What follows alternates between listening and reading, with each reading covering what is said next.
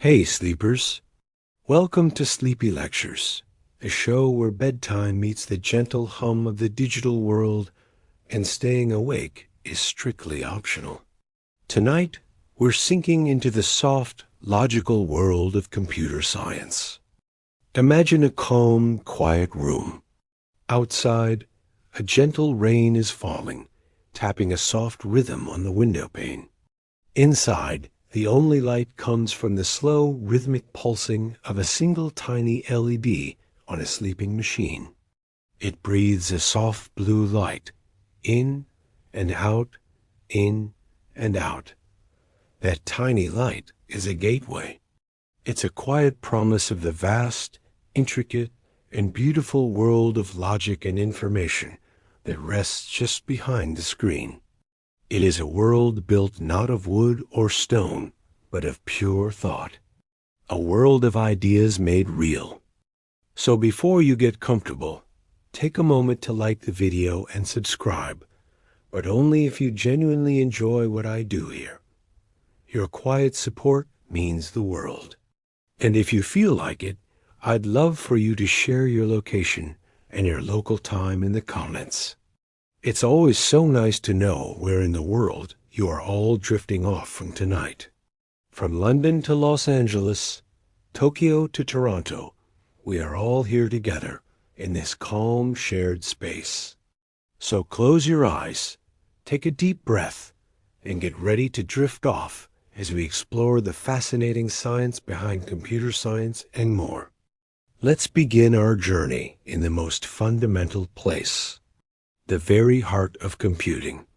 We begin with the idea of an algorithm.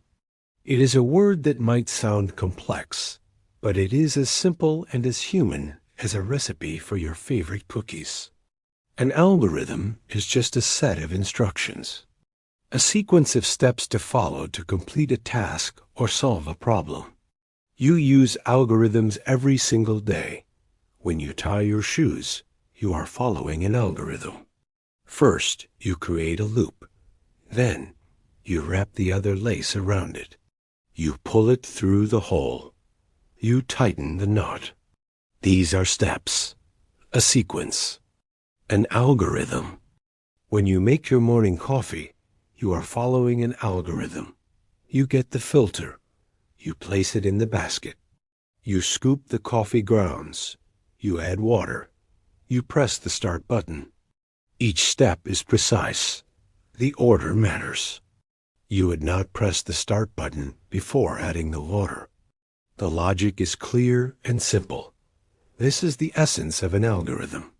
It is a clear plan, a reliable path from a starting point to a desired end. Long before we had computers, we had algorithms. Ancient mathematicians in Greece, Persia, and India were masters of the algorithm. One of the most famous is Euclid's algorithm. It was designed over 2,000 years ago. Its purpose is to find the greatest common divisor of two numbers. That just means finding the largest number that can divide both of our numbers without leaving a remainder. It's a simple, elegant set of steps that works every single time. It is a perfect little piece of logic, as beautiful and timeless as a seashell. It reminds us that the desire to create clear, repeatable processes is a deeply human one. We have always sought order in the chaos. We have always looked for the patterns. Now, let us gently connect this ancient idea to the world of computers. The first true visionary of the computer algorithm was a remarkable woman named Ada Lovelace. She lived in the 1800s, a time of steam engines and gas lamps. She was a brilliant mathematician and the daughter of the poet Lord Byron. She worked with a man named Charles Babbage, who had designed a magnificent, intricate machine made of brass gears and levers. He called it the analytical engine. It was a mechanical calculator, a dream of a machine that was never fully built in their time. But Ada saw something in it that even Babbage had not fully grasped. She saw that the machine could do more than just crunch numbers. She realized that if you could represent other things, like music or letters, with numbers, then the machine could manipulate those things too. It could follow a set of instructions, an algorithm, to weave not just mathematical patterns, but artistic ones as well. She wrote down what is now considered the very first computer program, an algorithm for Babbage's machine to calculate a specific sequence of numbers. She was a century ahead of her time. She dreamed of a machine that could compose music and create art, a poet's daughter who saw the poetry in the logic. Her work reminds us that computer science at its core is not just about cold calculation. It is about creative expression. It is about finding new ways to express ideas. So we have our recipes, our algorithms. But a recipe needs ingredients. In computer science, our ingredients are data. And just like in a kitchen, how we organize our ingredients can make a huge difference. You would not store your flour in a salt shaker. You would not keep your eggs in a paper bag. You organize them in a way that makes them easy to find and use. This is the idea behind data structures. They are simply ways of organizing information so that our algorithms can work with it efficiently. Let's imagine the simplest data structure of all. It is called an array. Visualization moment. Picture a long, beautiful wooden bookshelf. This bookshelf has a set number of slots, and each slot is numbered. Slot 1, slot 2, slot 3, and so on. An array is just like this bookshelf. It is a container that holds a list of items in a specific order in numbered slots. If you want to find the book in the 5th slot, you can go directly there. It is very fast. This is the great strength of an array. You can access any item instantly if you know its number, its index. Think of an egg carton. It has 12 spots. Each spot has a position. If you want the egg in the top right corner, you know exactly where to reach. That's an array. Simple, orderly, predictable. Many things in the digital world are stored in arrays. The pixels on your screen form a giant two-dimensional array. The list of songs in a simple playlist might be an array. But arrays have a gentle limitation. Like our bookshelf or our egg carton, they have a fixed size. If you buy a carton for a dozen eggs, you cannot easily fit a 13th egg. If your bookshelf is full, you cannot just magically add another slot in the middle. You would have to take all the books off, get a bigger bookshelf, and put them all back. In computer terms, adding or removing an item from the middle of an array can be a slow and cumbersome process.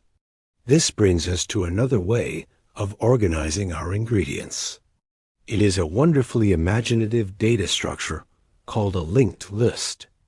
If an array is a rigid bookshelf, a linked list is more like a treasure hunt. Imagine you have a box. Inside the box is an item, our piece of data. Also inside the box is a little note. This note tells you where to find the next box. So you go to that next box. And inside it, you find another item and another note pointing to the next box. And so on, until you reach the last box, which has a note that says, "The end." This chain of boxes is a linked list. Each element, each box, does not need to be stored next to its neighbor. They can be scattered all over the place. As long as each element holds the address of the next one, the chain remains unbroken. What is the beauty of this treasure hunt? It is incredibly flexible. If you want to add a new item in the middle of the list, you don't have to move everything. You just need to change 2 little notes. You take the note from the box before your new spot and make it point to your new box. And you take the note from your new box and make it point to the one that used to be next. It's like adding a new clue into the middle of the treasure hunt. It is elegant and efficient. The trade-off, of course, is that you lose the instant access of the array. If you want to find the 100th item in a linked list, you have no choice but to start at the very first box and follow the chain of notes, one by one, until you get there. There are no shortcuts. It is a leisurely, sequential stroll. So, computer scientists choose between arrays and linked lists based on their needs. Do they need speed of access, or do they need flexibility? It is a gentle balancing act. Now, let's allow our imaginations to grow. From a simple line of boxes, let's picture something with more branches. Let's picture a tree. A data structure called a tree is exactly what it sounds like. It starts with a single point, the root. From the root, it branches out. Each branch can lead to more branches, which can lead to even more branches. At the very end of the branches are the leaves. A family tree is a perfect example. It starts with an ancestor, the root. Their children are the first branches. Their grandchildren are the next set of branches. It is a beautiful, hierarchical way to organize information. Your computer's file system is a tree. You have a root folder, like My Documents. Inside it, you have other folders, like Work and Photos. Inside the Photos folder, you might have more folders, like 2023 Vacation and Family Events. It is a tree of information, allowing you to organize thousands of files in a logical, branching structure. Trees are especially wonderful for searching. Imagine a special kind of tree called a binary search tree. In this tree, every item has a value, and it follows one simple rule. Everything in the left branch of a node has a smaller value, and everything in the right branch has a larger value. So, if you are looking for the number 25, you start at the root. Let's say the root is the number 50. Since 25 is less than 50, you know you only need to look in the left branch. You have just eliminated half of the entire tree in one step. You follow the left branch to the next node. Maybe it is the number 20. Well, 25 is greater than 20, so now you follow the right branch. In just a few steps, you can home in on exactly what you are looking for. It is an incredibly efficient way to search through vast amounts of information. It is like a higher or lower guessing game, but for data. From trees, let's expand our minds even further to the most flexible and powerful data structure of all, the graph. A graph is simpler than it sounds. It is just a collection of points, which we call nodes, and lines connecting them, which we call edges. That's it. Picture a map of the stars on a clear night. Each star is a node. Now, imagine drawing lines between some of the stars, forming constellations. That is a graph. Or, picture a map of cities and the roads that connect them. The cities are the nodes. The roads are the edges.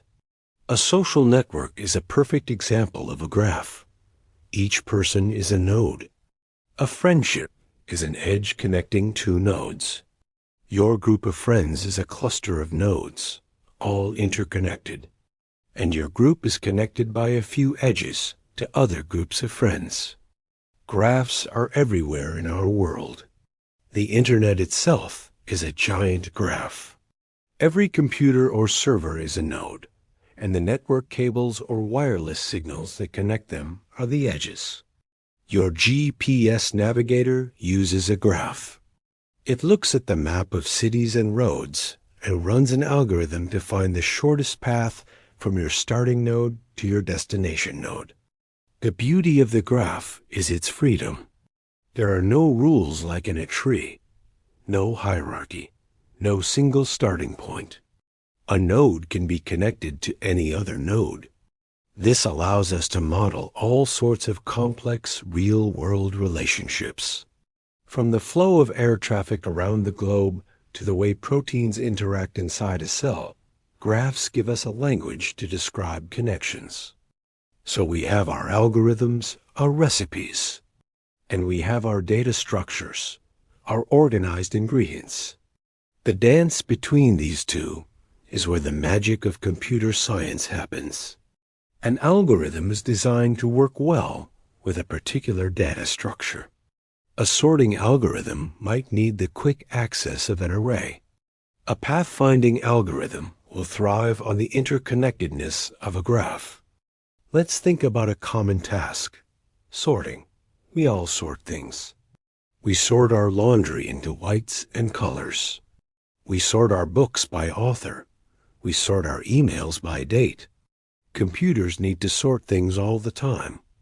A list of names, a list of prices, a list of files. There are many, many algorithms for sorting, each with its own personality. Let's meet a couple of them. First, there is bubble sort. It is perhaps the simplest sorting algorithm to imagine. It is not very fast, but it is gentle and easy to understand. Imagine a list of numbers in a jungle. Bubble sort starts at the beginning. It compares the first number with the second. If the first number is bigger, it swaps them. Then it moves to the second and third numbers and does the same. It walks through the entire list, comparing neighbors and swapping them if they are in the wrong order.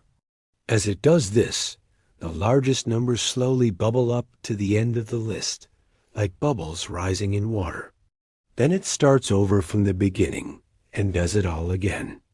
It keeps making passes through the list until it can go through the whole thing without making a single swap. At that point, it knows the list is perfectly sorted.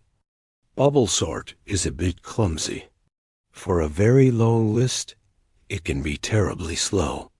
It's like trying to organize a massive library by only ever swapping two adjacent books. But its simplicity is charming.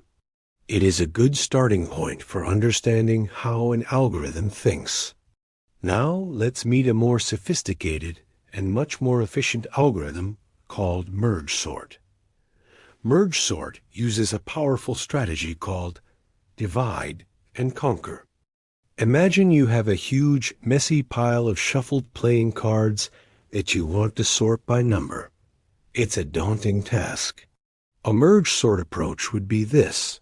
First, you divide the pile in half.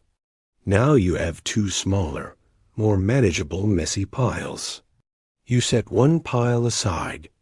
You take the other pile and divide that one in half. You keep dividing the piles in half until you are left with just a whole lot of tiny piles, each with only one card. A pile with one card is, by definition, already sorted. Now comes the merge part. You start putting the piles back together. You take two single-card piles and merge them into one perfectly sorted two-card pile. Then you take two of those two-card piles and merge them into a sorted four-card pile. You continue this process, merging your smaller sorted piles into bigger and bigger sorted piles, until you are left with one single, perfectly sorted pile of all the cards. This divide and conquer approach is incredibly powerful. It is the heart of many of the fastest algorithms we know. It breaks a big, scary problem down into tiny, simple problems, solves them, and then combines the solutions. It's a beautiful, recursive idea. It turns chaos into order through a calm, methodical process of division and fusion. This dance of algorithms and data structures underpins everything we do with computers. When you search for a friend's name on a social media site, The computer might be using a fast searching algorithm on a graph data structure representing the network of users. When you ask for directions, an algorithm like Dijkstra's or A** is running on a graph of the city streets, finding the shortest path. When your email client shows you your latest messages first, it has sorted your emails using a sorting algorithm on a list of messages, likely stored in a structure that is easy to add to, like a linked list. It is all a silent, invisible ballet of logic, happening billions of times a second, all over the world. It began with the simple human desire for a clear recipe, a reliable process. It was envisioned by a poet's daughter who saw the potential for art in a machine of gears. And it is organized with structures as simple as an egg carton, or as complex and beautiful as a constellation of stars. It is the quiet foundation upon which the entire digital world is built. And now, let us allow our minds to drift from this foundation to one of its most fascinating and creative branches. Let us gently float into the world of artificial intelligence. The dream of creating an artificial mind is an ancient one. We see it in myths and legends from around the world. Stories of clockwork automatons, talking statues, and beings made of clay. It is a dream about companionship, about understanding ourselves, and about extending the boundaries of what is possible. In the modern era, we call this dream artificial intelligence, or AI. The term itself can sometimes sound a little cold, or even a little scary. But at its heart, AI is simply the science of making computers do things that, if a human did them, we would say require intelligence. Things like understanding language, recognizing faces, playing games, or making decisions. Let's not picture self-aware robots from science fiction. Instead, let's picture something much more gentle. Imagine a very clever, very helpful puppy. This puppy can't think like a human, but you can teach it things. You can teach it to fetch a ball, to recognize your voice, to know the difference between a friendly stranger and an unfamiliar one. The puppy learns from experience. It learns from rewards. It learns by observing the world around it. This is a much cozier way to think about most of the AI that exists today. It is a tool, a partner in problem solving, a system that learns. The modern field of AI really began to take shape in the middle of the 20th century with brilliant minds like Alan Turing. Turing was a British mathematician, a codebreaker who helped turn the tide of World War II. He was also a profound thinker about the nature of intelligence. He proposed a famous test, now called the Turing test. The idea is simple. A human judge has a conversation with two unseen participants. One is a human. The other is a machine. If the judge cannot reliably tell which is which, then the machine can be said to have demonstrated intelligent behavior. It is a test not of consciousness, but of performance. Can a machine act intelligent? In 1956, a group of scientists gathered at Dartmouth College for a summer workshop. It was there that the term artificial intelligence was officially coined. They were filled with incredible optimism. They believed that a thinking machine was just around the corner. They imagined that in a single generation, they could solve the puzzle of the human mind. Their approach was what we now call symbolic AI, or good old-fashioned AI. The idea was to program a computer with all the rules of logic and all the facts about the world that it would need to reason like a person. They tried to build systems that could solve algebra problems or play chess by programming in the rules of logic and the rules of the game. They had some early successes, but they soon ran into a very big problem. The real world is messy. It is not a clean, logical game of chess. There are just too many rules, too many exceptions. How would you write down the rules for something as simple as recognizing a cat? You would have to write rules for pointy ears, for whiskers, for fur, for the way it walks. But what about a cat with folded ears? Or a cat with no fur? What about a picture of just a cat's tail? The number of rules would be infinite. The dream of simply programming intelligence stalled. A new idea was needed, and it came from a different approach. Instead of trying to tell the computer all the rules, what if we could let the computer learn the rules for itself, from experience? This is the heart of a subfield of what I called machine learning. Machine learning turned the whole idea of programming on its head. In traditional programming, you write the rules, the algorithm, you give it data, and the computer gives you answers. In machine learning, you give the computer the data and the answers you want, and the computer figures out the rules for itself. Let's go back to our cat problem. With machine learning, you don't write rules. Instead, you get thousands and thousands of pictures. You label them. This is a cat.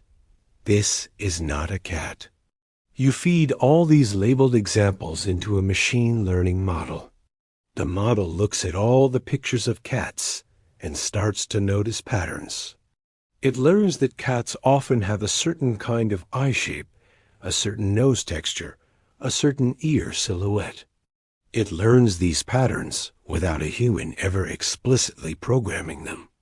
It builds its own internal, complex set of rules for what makes a cat a cat. After it has been trained on enough examples, you can show it a brand new picture it has never seen before, and it can tell you, with a certain probability, whether it is a cat. This approach is called supervised learning. It is supervised because we are acting as a teacher. We are giving the computer the labeled data, the answer key. This is one of the most common forms of machine learning today. It is used for spam filtering in your email. The system has been trained on millions of emails that humans have labeled as spam or not spam. It learns the patterns of spam emails and uses them to protect your inbox. It is used for voice recognition. Your phone has been trained on thousands of hours of spoken words and their corresponding text. It learns to associate the sounds with the letters. There is another kind of machine learning called unsupervised learning. This is like learning without a teacher. You give the computer a whole lot of data, but you don't give it any labels. You just ask it to find the interesting patterns or structures on its own. Imagine you have a giant box filled with thousands of different kinds of seashells, all jumbled together. You have no idea what they are called. You just pour them out onto a large, soft blanket. Unsupervised learning is like asking a computer to sort these shells for you. It might start grouping them by color. It might group them by shape, all the spiral shells together, all the fan-shaped shells together. It might group them by size. It does not know what a conch or a scallop is, but it can see the similarities and differences. It can discover the hidden clusters within the data. This is very useful for things like customer segmentation. An online store might use unsupervised learning to look at all of its customer data and discover natural groupings. Maybe it finds a group of customers who buy in the morning and prefer discounted items. Maybe it finds another group that shops late at night and buys the newest products. The store can then tailor its marketing to these discovered groups. It is about finding the natural families within the data. There is a third, very exciting type of learning called reinforcement learning. This is learning through trial and error, just like training a pet. Imagine a little computer agent in a simple video game. The agent's goal is to get to the end of a maze. At first, the agent has no idea what to do. It just moves randomly. It bumps into walls. It goes in circles. But we set up a system of rewards. Every step it takes, it gets a small negative reward, a tiny penalty. This encourages it to finish the maze quickly. When it bumps into a wall, it gets a bigger penalty. And when it finally reaches the goal, it gets a big positive reward, a treat. The agent's goal is to maximize its total reward. So, over thousands and thousands of attempts, it starts to learn. It learns that bumping into walls is bad. It learns that moving away from the goal is not as good as moving towards it. It slowly, through trial and error, discovers a strategy, a path through the maze that gets it the most reward. It has learned to solve the maze not because we told it the path, but because we gave it a goal and a system of feedback. This is how computers have learned to play complex games like chess and go at a level far beyond any human grandmaster. The AlphaGo was not programmed with human strategies. It was simply told the rules of the game and then played against itself millions and millions of times. It used reinforcement learning to discover strategies and patterns that no human had ever thought of. It is a form of creativity, born from pure trial and error experience. So how does this learning actually happen inside the computer? One of the most powerful and popular models for machine learning today is inspired by the human brain itself. It is called an artificial neural network. Our brains are made of billions of tiny cells called neurons. Each neuron is connected to thousands of other neurons. They send tiny electrical signals to each other across gaps called synapses. When a neuron receives enough signals from its neighbors, it gets excited and fires its own signal to the neurons it is connected to. Learning happens by strengthening or weakening the connections, the synapses, between neurons. A path that is used often becomes stronger. A path that is not used withers away. An artificial neural network is a simplified mathematical version of this. It is made of layers of artificial neurons, or nodes. You have an input layer where you feed in the data, for example, the pixels of an image.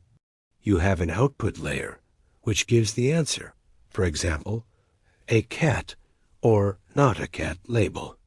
And in between, you can have one or more hidden layers. When you put an image into the input layer, the neurons in that layer send signals to the first hidden layer. Each connection has a weight, a number that represents how strong that connection is. The neurons in the hidden layer add up all the signals they receive, and if the sum is above a certain threshold, they fire, sending their own signals to the next layer. This process continues, layer by layer, until the output layer is reached, which gives the final result. The learning part is the process of adjusting all those weights on the connections.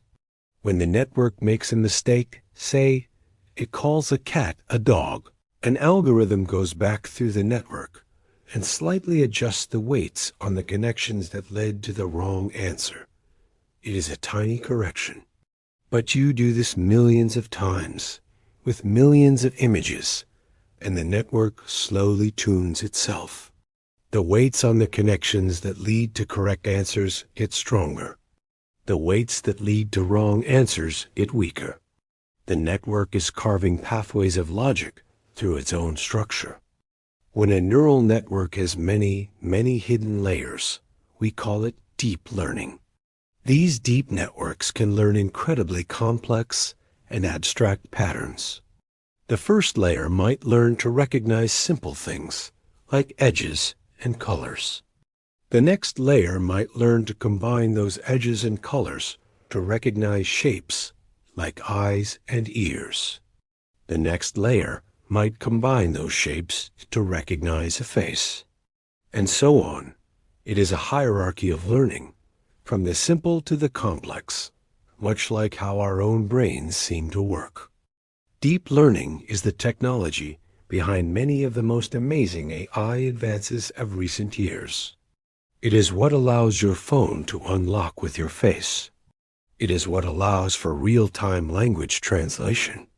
It is what helps scientists discover new drugs by analyzing the complex shapes of molecules.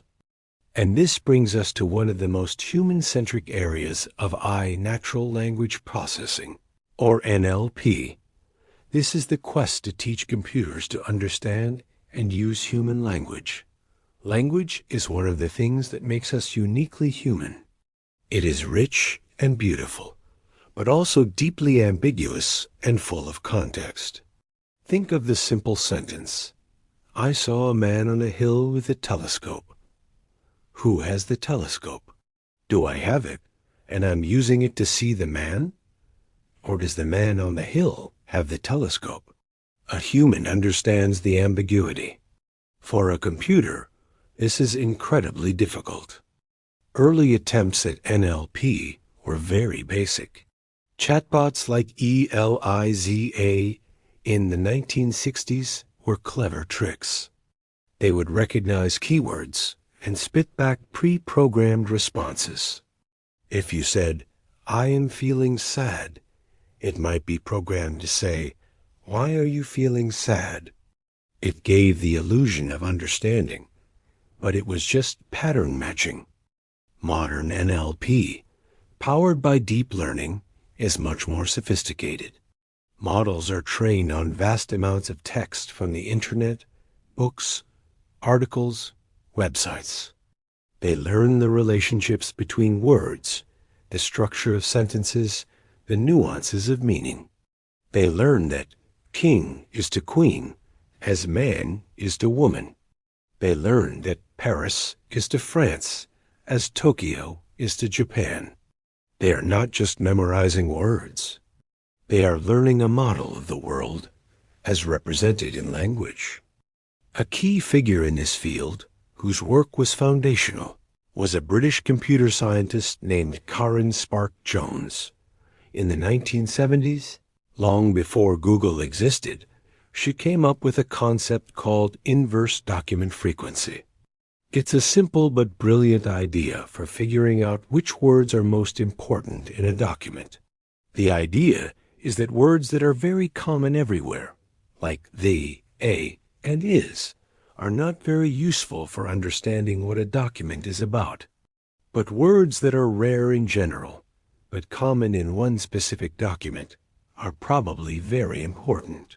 Her work laid the groundwork for how modern search engines figure out which web pages are relevant to your query. She was a true pioneer who once famously said, "I believe in computing for people." Today, NLP is woven into our daily lives. It is the technology behind Siri and Alexa. It is what allows you to dictate a text message. It powers the translation apps that let us communicate with people across language barriers. It is helping to analyze literature, to find patterns in writing styles, and even helping to sift through legal documents to find relevant information. AI is a field of immense creativity and profound questions. It forces us to think about the nature of intelligence, of learning, of creativity itself. It has the potential to be an incredible partner in solving some of the world's biggest challenges, from climate change to disease. And like all powerful tools, it must be guided with wisdom and care. We must be mindful, like a good teacher, to train it on data that is fair and unbiased. We must build systems that are transparent and explainable. The goal is not to replace human intelligence, but to augment it, to create tools that help us to be more creative, more connected, and more understanding. It is a continuation of that ancient human dream, not of building a servant, but of creating a companion in the grand journey of discovery. As we let these thoughts of learning and intelligence settle, let us drift to another, equally important part of our digital world, a field that is less about creating new minds and more about the practical, disciplined art of building things that work, and work well. Let us now explore the calm and orderly world of software engineering. If creating an algorithm is like writing a recipe, and an eye is like teaching a puppy, then software engineering is like building a bridge. You can build a small, simple doghouse with a few pieces of wood and a hammer. You do not need a blueprint. You can just put it together. If it is a little crooked, it does not really matter. The dog will not mind. But you cannot build a bridge that way. A bridge that will carry thousands of cars every day, for decades, in all kinds of weather, requires a different level of care. It requires planning. It requires a blueprint, an architectural design. It requires rigorous testing of the materials. It requires a disciplined construction process. And it requires ongoing maintenance to keep it safe and strong. This is the essence of software engineering. It is the discipline of applying engineering principles to the creation of software. It's not just about writing code. Writing code is the construction phase, the equivalent of pouring the concrete and bolting the steel beams together. Software engineering is the whole process, from the first conversation about what the bridge is for, to its grand opening, and for all the years of its life afterward. In the early days of computing, there was no software engineering. Programs were small and written by one or two people. They were more like doghouses than bridges. But as computers became more powerful, the ambitions grew. People wanted to build bigger, more complex systems. They wanted to build software to manage airline reservations, to run entire banking systems, to guide spacecraft to the moon. And they started running into problems. Projects would run late. They would go over budget. And worst of all, the final software would be unreliable, full of errors or bugs. It was what they called the software crisis. They were trying to build bridges using doghouse techniques, and the bridges were falling down. This is where a truly remarkable pioneer enters our story, Margaret Hamilton. She was a mathematician and computer scientist who led the team that wrote the onboard flight software for the Apollo space program. Yes, the software that guided the Eagle lander safely to the surface of the moon. The stakes could not have been higher. There was no room for error. Margaret Hamilton championed a new way of thinking. She insisted on a level of rigor and discipline that was unheard of at the time. She and her team thought about every possible thing that could go wrong. What if an astronaut accidentally pressed the wrong button during a critical phase of the landing? Her software was designed to be robust. It could prioritize the most important tasks. During the actual Apollo 11 landing, just minutes before touchdown, the computer was overloaded with data from a radar system that was not needed for landing. The alarms went off. But thanks to Hamilton's design, the software was able to ignore the less important data and focus on the critical task of landing the module. It was an incredible demonstration of well-engineered software. She is the one who coined the term software engineering to give the discipline the legitimacy and respect that it deserved. She knew they were not just writing code. They were building a bridge to the stars. Her work helped establish the core ideas of software engineering. And one of the most important ideas is the Software Development Lifecycle, or SDLC. It is a structured process, a roadmap for building high-quality software. It breaks the journey down into a series of calm, manageable phases. The first phase is requirement gathering. This is the conversation before any blueprints are drawn. What is this software supposed to do? Who is it for? What problems does it need to solve? This is perhaps the most important phase. It is about listening carefully. It is like an architect sitting down with a family to understand how they live, how they move through a house, what they need from their home. A misunderstanding at this stage can lead to building a beautiful bridge that goes to the wrong place. The second phase is design. Once you know what to build, you have to figure out how to build it. This is where the blueprints are made. The software architect thinks about the big picture. How will the different parts of the system fit together? What data structures will be used? How will the data flow through the system? A good design is like a good foundation for a house. It is strong, and it makes the rest of the construction much easier. It plans for future needs, leaving room for an extension later on. The third phase is implementation. This is the part most people think of as programming. The developers take the design blueprints and write the code.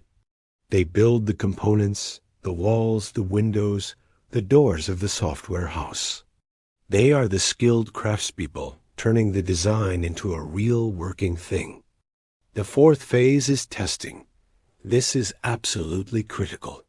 You would never open a new bridge without testing it first. You would drive heavy trucks over it. You would measure how it sways in the wind. In software, this means finding and fixing the bugs, the errors in the code. A dedicated team of testers, called quality assurance or QA engineers, will try everything they can to break the software. They will enter strange data. They will click buttons in the wrong order. They are trying to find the weak spots so they can be fixed before the public ever sees them. Their job is to ensure the software is reliable and safe. The fifth phase is deployment. This is the grand opening. The software is released to the world. It is installed on servers. It is made available for download. The bridge is open to traffic. And the final phase, which lasts for the rest of the software's life, is maintenance. No bridge or building is ever truly finished. It needs to be looked after. In software, this means fixing new bugs that are discovered.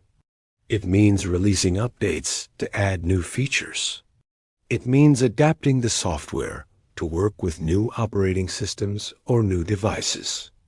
A piece of software is more like a living garden than a static monument. It needs constant, gentle tending to stay healthy and useful. Over the years, different philosophies or methodologies for moving through this life cycle have emerged. The traditional approach is called the waterfall model. It is very linear, just like a waterfall flowing downwards. You finish the requirements completely. Then you finish the design completely. Then you do all the implementation.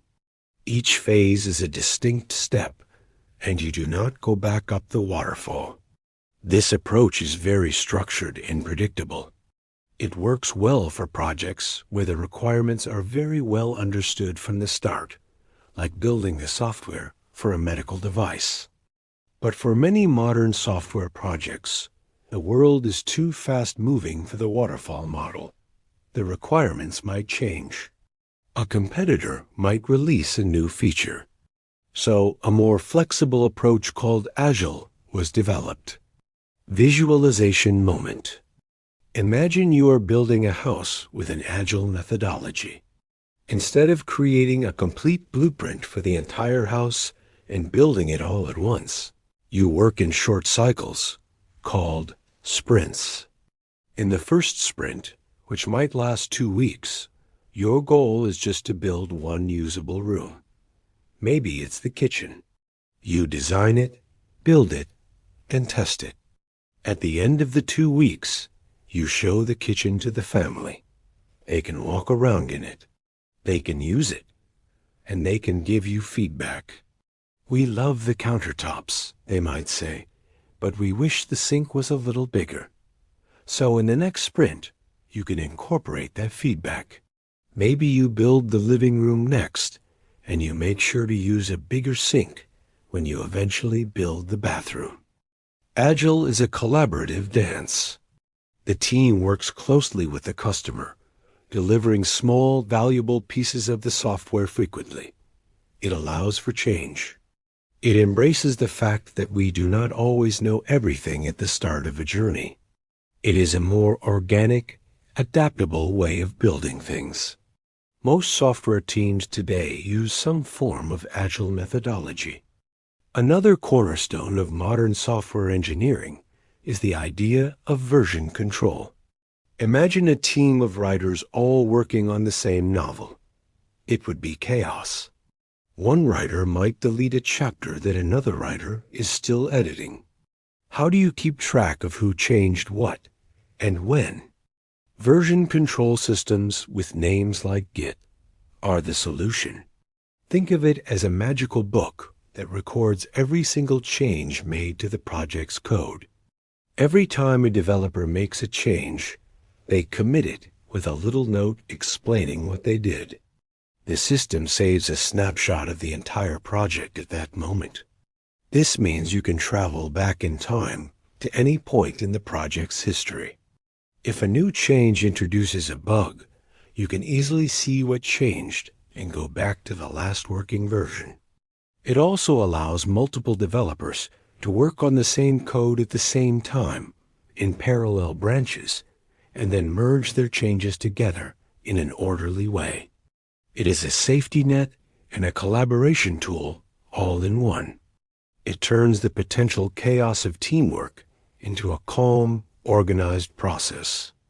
The unsung hero of good software engineering is documentation. It is the practice of writing clear explanations about how the code works. This includes comments within the code itself, as well as separate manuals and guides. It is an act of kindness to your future self and to the other developers who will work on the project. It's like a plumber leaving a clear diagram of the pipes behind the wall. It makes the system easier to understand, to fix, and to improve. Every app on your phone, every website you visit, the banking system you use, the traffic lights in your city, these are all products of software engineering. When they work seamlessly, when they are reliable and easy to use, it is because a team of thoughtful engineers followed a disciplined process. They gathered requirements with care. They designed a robust architecture. They wrote clean, understandable code. They tested it relentlessly. They created a system that was not just a clever program, but a trustworthy and lasting piece of engineering. It is a quiet, hidden art form that shapes our modern world, providing the stable, reliable platforms on which we work, play, and connect. And speaking of connecting, let us now allow our minds to float from the structure of a single program to the vast, interconnected web that links them all together. Let us drift into the gentle currents of computer networks. Imagine you are writing a letter to a friend who lives across the country. You take a piece of paper, you write your message, and you fold it up. You put it in an envelope. On the envelope, you write your friend's address, their name, street, city, and postal code. You also write your own address, the return address. You put a stamp on it, and you drop it in a mailbox. From there, a complex and wonderful system takes over. Postal workers collect the letter. It goes to a sorting facility. It is put on a truck or a plane. It goes to another sorting facility in your friend's city. And finally, a local carrier delivers it to their door. You do not need to know the exact route the letter will take. You just trust the system, the postal service, to get it there. Computer networks, including the Internet, work in a very similar way. It is a grand global postal service for digital information. The core job of a network is to deliver a message from a source computer to a destination computer, reliably and efficiently. The message itself, whether it is an email, a picture, or a piece of a web page, is often too big to be sent as one single chunk. So the first thing the computer does is break the message down into many small, manageable pieces.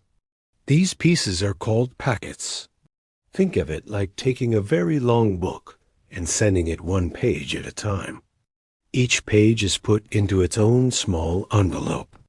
Each of these packets is given a header. The header is like the information you write on an envelope. It includes the destination address, the IP address of the computer you are sending it to. An IP address, or Internet Protocol address, is a unique numerical label for every device on a network, like a house number and street address. The header also includes the source address, your own computer's IP address, and very importantly, it includes a sequence number. This tells the receiving computer the order of the pages, so it can put the book back together correctly. This is page 1 of 150. This is page 2 of 150, and so on. Breaking a message into packets is a brilliant idea. If one of the packets gets lost on its journey, the receiving computer will notice a missing sequence number. It can then send a message back to the sender saying, "I seem to be missing page 87. Could you please send it again?"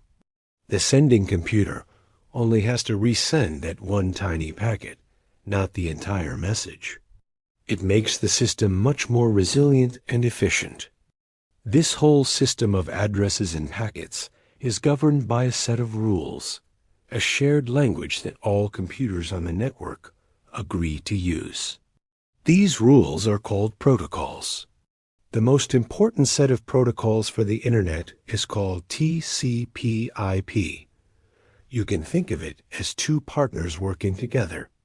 IP, the Internet Protocol, is the part that handles the addressing. It is the where. Its job is to get the packets to the correct destination computer. But IP itself is a bit like the standard mail service. It tries its best, but it does not guarantee delivery. A packet might get lost, or it might arrive out of order. That is where its partner, TCP, comes in. TCP, the Transmission Control Protocol, is the part that provides the reliability. It is the how. TCP is like sending your letter via certified mail with tracking. It is the part that numbers the packets. It is the part that, on the receiving end, checks to make sure all the packets have arrived and that they are in the correct order. If a packet is missing, TCP sends a request to have it resent. It reassembles the packets into the original message before handing it to the application. TCP provides a smooth, reliable, and ordered stream of information, hiding the messy reality of the underlying packet switching network. Together, TCP and IP form the reliable postal service of the Internet. The history of this incredible network is fascinating. It did not start as a commercial enterprise. It began in the late 1960s as a project of the United States military called ARPANET. The goal was to build a decentralized communication network. They wanted a network that could survive an attack. If one part of the network, one city, was knocked out, the messages should be able to automatically find a different route to their destination. This idea of a decentralized packet switching network was revolutionary. It is the reason the Internet is so robust today. The key figures who designed the TCP/IP protocols that power the modern Internet are often called the fathers of the Internet, Vint Cerf and Bob Kahn. Their work in the 1970s created the common language that allowed all these different computer networks to link together and talk to each other, creating a true network of networks, the Internet. But there is also a mother of the Internet, a brilliant engineer named Radia Perlman. In the 1980s, as networks grew larger, they were running into a serious problem. Sometimes, packets could get caught in endless loops, like a letter getting stuck between two post offices, endlessly forwarding it back and forth. This could bring the entire network to a crashing halt. Radia Perlman invented something called the Spanning Tree Protocol, or STP. It is a clever algorithm that allows network devices to automatically figure out the best, loop-free paths for data. It is a foundational piece of technology that makes the large, stable networks we rely on today possible. She once said she wrote the poem that goes with her protocol in an afternoon. That poem describes how the algorithm works, a beautiful blend of art and engineering. So how do these packets actually find their way across the globe? Their journey is guided by special-purpose computers called routers and switches. Visualization moment. Imagine the global network as a vast, complex system of roads and highways. A switch is like a local traffic controller at an intersection in your neighborhood. Its job is to direct traffic within a single local network, a LAN or local area network, like your home or office. When a packet comes from your computer and is destined for your printer, the switch knows exactly which road to send it down to reach the printer. It keeps local traffic local.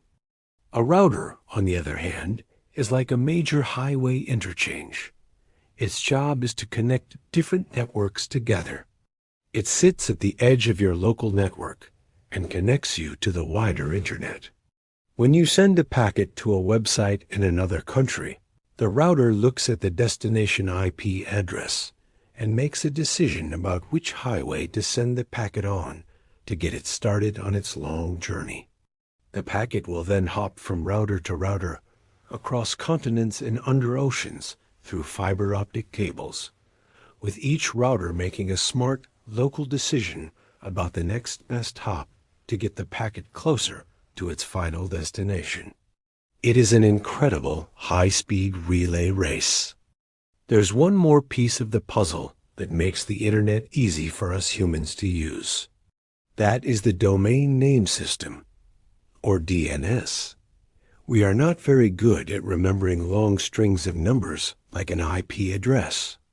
We are much better at remembering names like google.com or wikipedia.org. The DNS is the phone book of the Internet. It is a giant, distributed database that translates the human-friendly domain names that we type into our browsers into the computer-friendly IP addresses that the routers need to deliver our packets.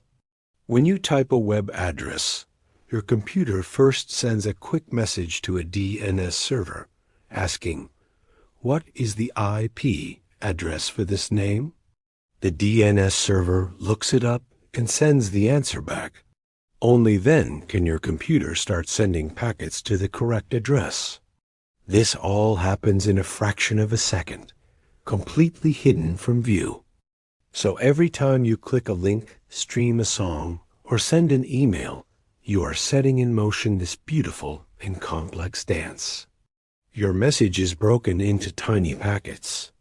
Each packet is wrapped in a digital envelope with addresses. These packets are sent out onto your local network, guided by switches.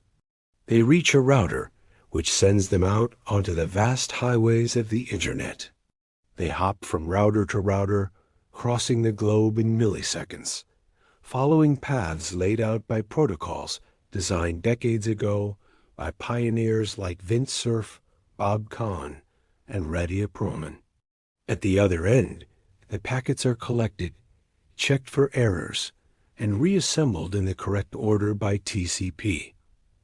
And the message arrives, perfectly reconstructed. It is a system of breathtaking scale and elegance, a testament to human cooperation and ingenuity, all working silently in the background to connect us all. Now, as we contemplate this vast, interconnected web, let us gently pull our focus back from the global network to the single machine in front of us, to the silent, powerful force that manages everything within that one computer, the invisible conductor of the entire orchestra. Let us end our journey tonight by exploring the calm, foundational world of the operating system. If the applications on your computer, your web browser, your word processor, your games, are the musicians in an orchestra, then the operating system is the conductor. The conductor doesn't play an instrument, but without the conductor, there would be chaos. The violins would be playing at a different tempo from the cellos. The trumpets might start too early. The conductor's job is to manage all the musicians, to tell them when to play, how loudly to play, and to make sure they all work together to create a single beautiful piece of music. The operating system, or OS, is the software that manages all the hardware and software resources of a computer. Familiar names are Windows, Mac OS, Linux, Android, and iOS. Without an OS, a computer is just a collection of silent, useless parts. The OS is what breathes life into the machine. It is the foundational layer upon which everything else is built. In the very earliest days of computing, there were no operating systems. A programmer would have to book time on the one giant room-sized computer. They would load their program using punch cards or paper tape, and their program would have exclusive total control of the entire machine. When their program was done, the next programmer would come in and do the same. It was incredibly inefficient. Most of the computer's time was spent waiting for humans. The first step forward was the idea of batch processing. An operator would collect a whole batch of programs and feed them into the computer one after the other. This was better, but the powerful central processing unit, the CPU, was still often idle, waiting for a slow printer or a tape reader to finish its job. The real breakthrough was the invention of time-sharing operating systems in the 1960s. The idea was that a powerful mainframe computer could be used by many people at the same time. The OS would be the conductor, juggling all the different users' programs. It would give a tiny slice of the CPU's time to one program, then quickly switch to the next program, give it a tiny slice of time, then switch to the next, and so on, in a round-robin fashion. It did this so incredibly fast, thousands of times per second, that to each user, it felt like they had the entire computer to themselves. This was the birth of interactive computing. This idea of juggling tasks is one of the most important jobs of a modern OS. It is called process management. When you are listening to music, browsing the web, and have a chat window open, you are running at least 3 different processes. The OS scheduler is the part of the conductor that is rapidly pointing from the music player to the browser to the chat app, giving each one a turn to run on the CPU. It is a masterful illusion of parallel activity. Another critical job for the OS is memory management. Your computer has a limited amount of working memory, called RAM. It is like a large workbench. When you start a program, the OS has to find an empty space on the workbench for that program and its data. The OS acts like a vigilant parking attendant for the computer's memory. It gives each program its own assigned parking spot and puts up walls between them so that a bug in one program cannot accidentally mess up the memory being used by another program. This is crucial for stability. When you close a program, the OS is the tidy housekeeper that comes in and clears that space on the workbench, making it available for the next program. The OS also manages the file system. This is the computer's long-term storage, the hard drive or solid-state drive. The file system is the librarian of the computer. It organizes all of your files and folders into a neat hierarchical structure, that tree structure we talked about earlier. It keeps a directory, a card catalog, that knows the exact physical location of every single file on the disk, even if that file is broken up into many little pieces and stored in different places. When you double-click a file, the OS looks up its location in the directory and retrieves all the pieces for you seamlessly. It is the quiet organizer that lets you save your work and find it again later. And finally, the OS is in charge of managing all the hardware devices connected to the computer: the keyboard, the mouse, the screen, the printer, the network card. The OS does not know the specific details of every single printer model in the world.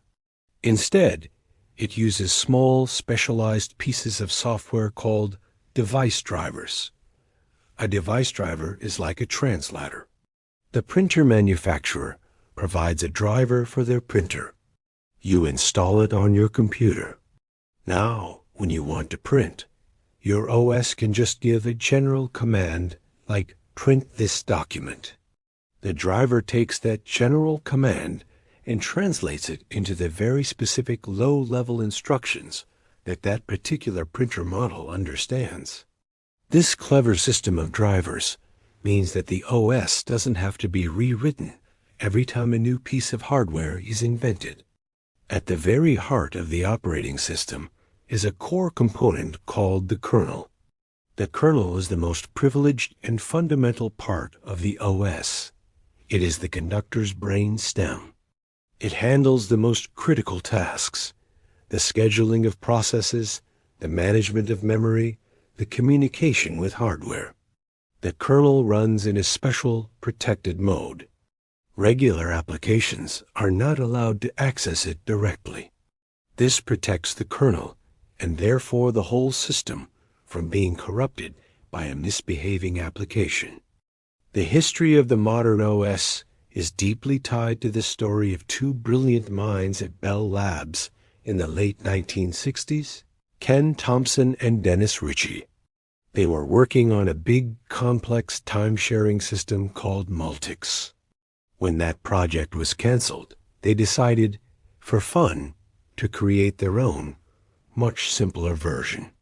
They called it UNIX. It was elegant, powerful, and built on a few simple, beautiful ideas. One of those ideas was that everything is a file. Even hardware devices were represented as files, which made it very easy to work with them. To build UNIX, Dennis Ritchie also created a new programming language called CC. Was powerful enough to talk to the hardware directly, but also high-level enough to be relatively easy to write. The combination of UNIX and C was a revolution. The UNIX philosophy of small, simple tools that do one thing well and can be combined in powerful ways has influenced nearly every operating system that came after it. Linux, the free and open-source operating system that runs a huge portion of the world's servers, was directly inspired by UNIX. Apple's Mac OS and iOS have their roots deep in a UNIX-based system. Even Windows, though developed separately, has incorporated many UNIX-like features over the years. The work of Thompson and Ritchie is one of the most profound and enduring legacies in all of computer science. Visualization moment. Imagine you are floating in the calm center of a vast, intricate clockwork mechanism. This is the operating system.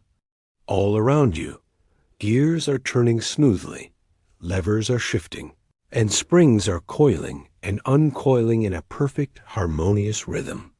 You can see the process scheduler, a beautiful, spinning golden wheel, gently tapping different gears to give them a turn to spin. You can see the memory manager, a quiet and careful artisan, allocating shimmering blocks of space to different mechanisms. You can see the file system, an endless, orderly library, its shelves stretching into the soft mist. You are inside the kernel, the silent, beating heart that keeps the entire machine in a state of perfect, balanced, and useful motion. It is the unseen elegance that makes everything else possible. So the next time you turn on your computer or your phone, take a moment to appreciate the quiet miracle that is the operating system.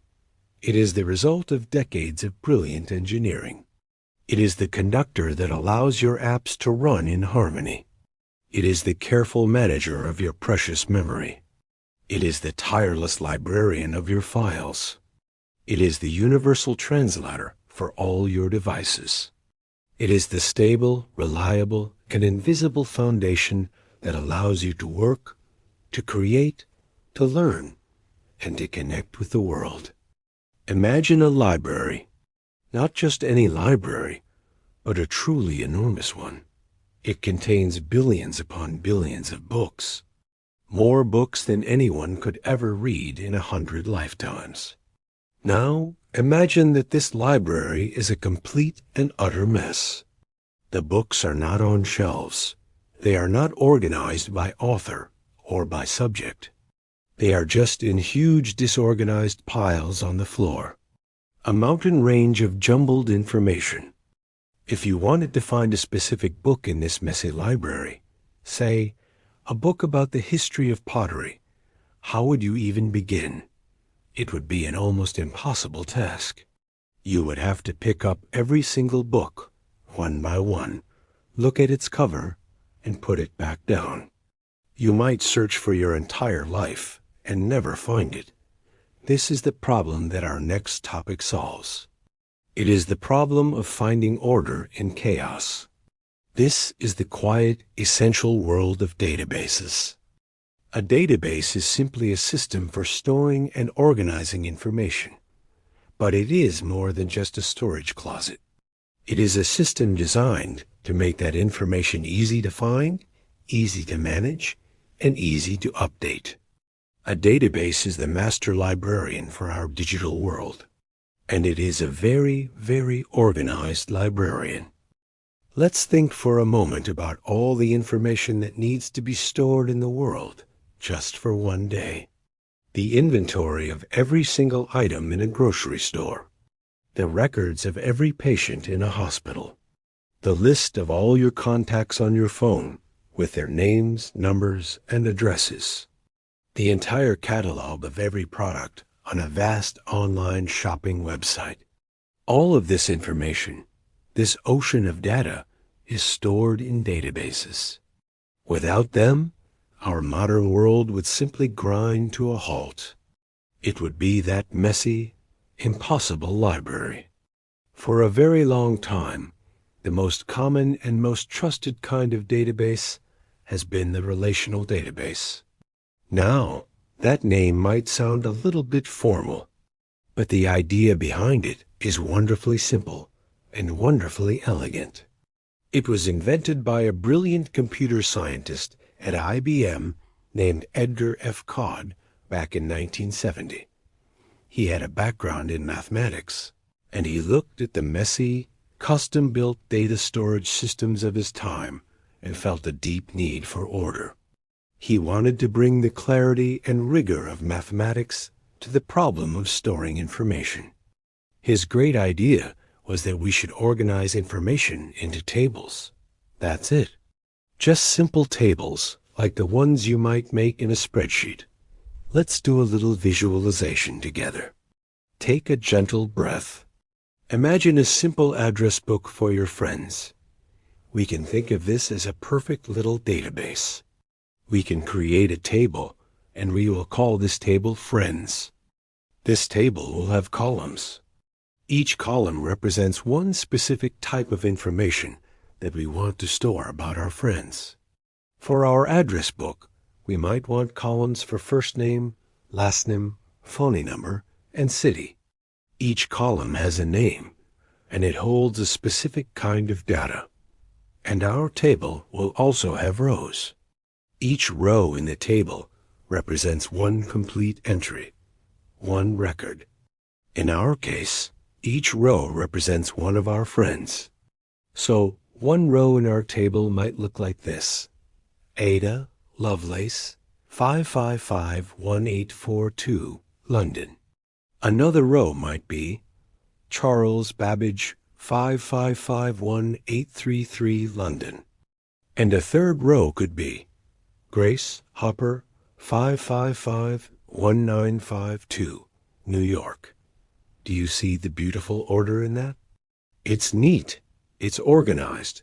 Every single row has the exact same structure. The information is clean and predictable. This is the heart of a relational database. The data is stored in these well-behaved tables. But Edgar Codd's idea was even more clever. He knew that just putting things in one big table could get messy. What if some friends had more than one phone number? What if we wanted to list their hobbies? The table would get complicated and unwieldy. So he introduced the idea of relationships between tables. Let's imagine we have our friends table. Now let's create a second table called hobbies. This table could have columns like hobby name and maybe category. We could have rows like knitting, crafts, or stargazing, science. Now, how do we connect a friend to their hobby? We can create a third table, a special linking table. It might be called Friend Hobbies. This table would only have two columns, one for the friend's unique ID and one for the hobby's unique ID. This allows us to create a many-to-many relationship. Ada Lovelace might enjoy both knitting and stargazing. This linking table would have two rows for her, connecting her to both of those hobbies. This way, we avoid repeating information all over the place. We keep our data neat and tidy in a principle called normalization. It's like having a very precise cross-referencing system in our library's card catalog. To make all this work, each row in a table needs a unique identifier, something that makes it special. This is called a primary key. Think of it like a student ID number or a social security number. Even if two students are named John Smith, they will have different student ID numbers. In our friends table, we could add an ID column, and Ada would be 1, Charles would be 2, and so on. This unique ID is the primary key. It guarantees we can always find the exact row we are looking for. Now, how do we talk to this wonderfully organized database? How do we ask our digital librarian a question? We can't just speak to it in plain English. We need a special language. This language is called SQL, which stands for Structured Query Language. It's usually pronounced SQL, like the next part of a story. SQL is a bit like a programming language, but it's very special. It is designed for one purpose and one purpose only, asking questions of a database, and it's wonderfully descriptive. It often reads a lot like the question you are actually trying to ask. Let's go back to our friend's database. If we wanted to find the phone number for Grace Hopper, we could write a query in SQL that looks something like this. Select phone number from friends, where first name equals Grace and last name equals Hopper. Let's just break that down. It's quite simple. Select phone number means show me the phone number. FROM friends means look in the friends table. And where first name equals Grace and last name equals Hopper is the filter. It tells the database to only give us the phone number for the row that matches that specific name. The database would then instantly look through its table and give us back the number 5551952. What if we wanted to find all of our friends who live in London? The query would be just as simple. Select first name, last name from friends, where city equals London. And like magic, it would return two names, Ada Lovelace and Charles Babbage. This is an incredibly powerful idea.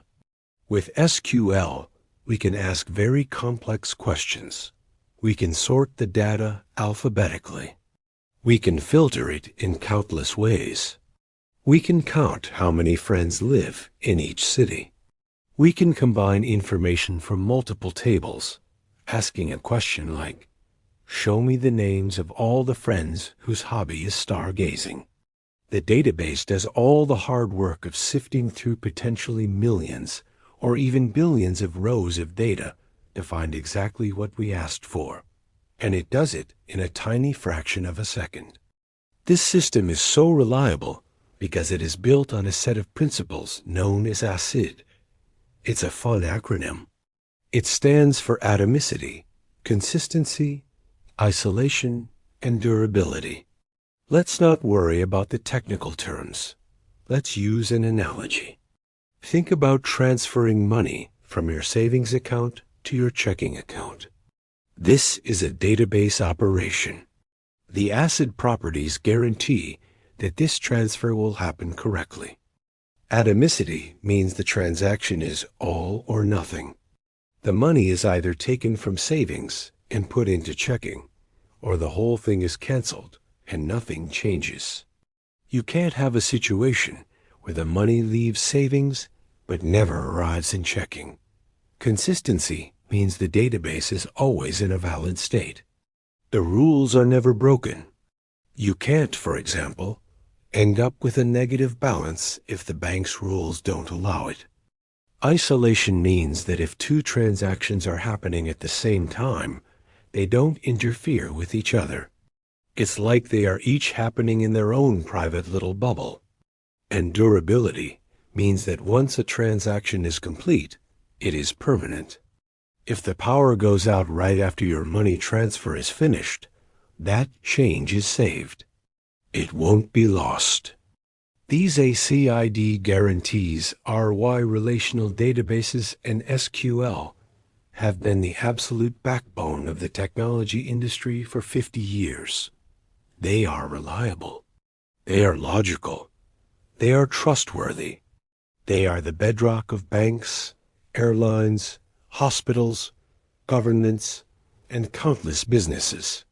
They bring a beautiful mathematical order to the chaos of information. But as our world has grown more complex, so has our information. The internet happened. Social media happened. The neat and tidy world of tables started to feel a little bit restrictive for some new kinds of data. Think about a single post on a social media website. That post might have some text. It might have a photo, or maybe a video. It will have a list of comments from many different people. It will have a list of people who liked it, and that list is constantly changing. Trying to cram all of that messy, flexible, ever-changing information into a set of neat, rigid tables can be very difficult.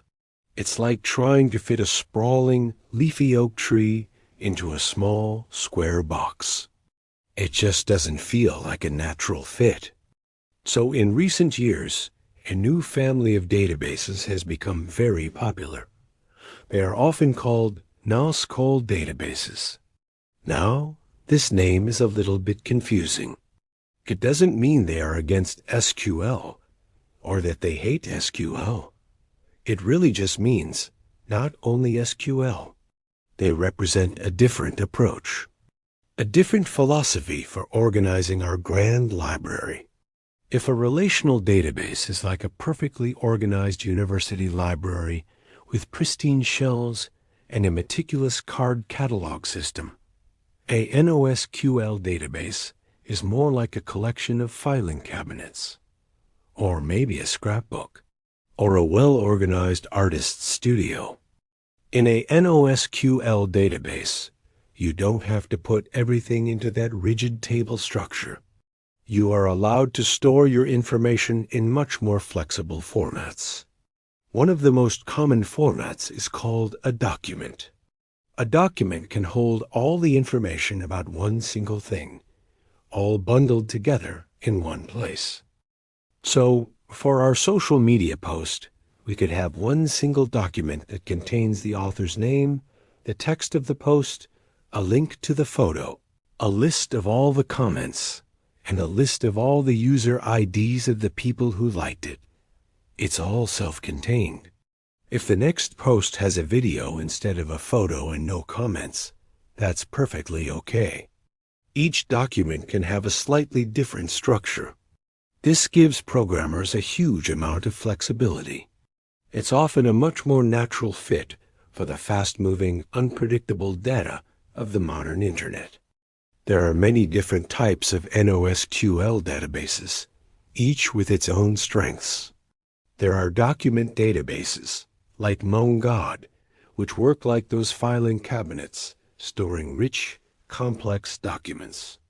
There are key value stores, like Redis, which are even simpler.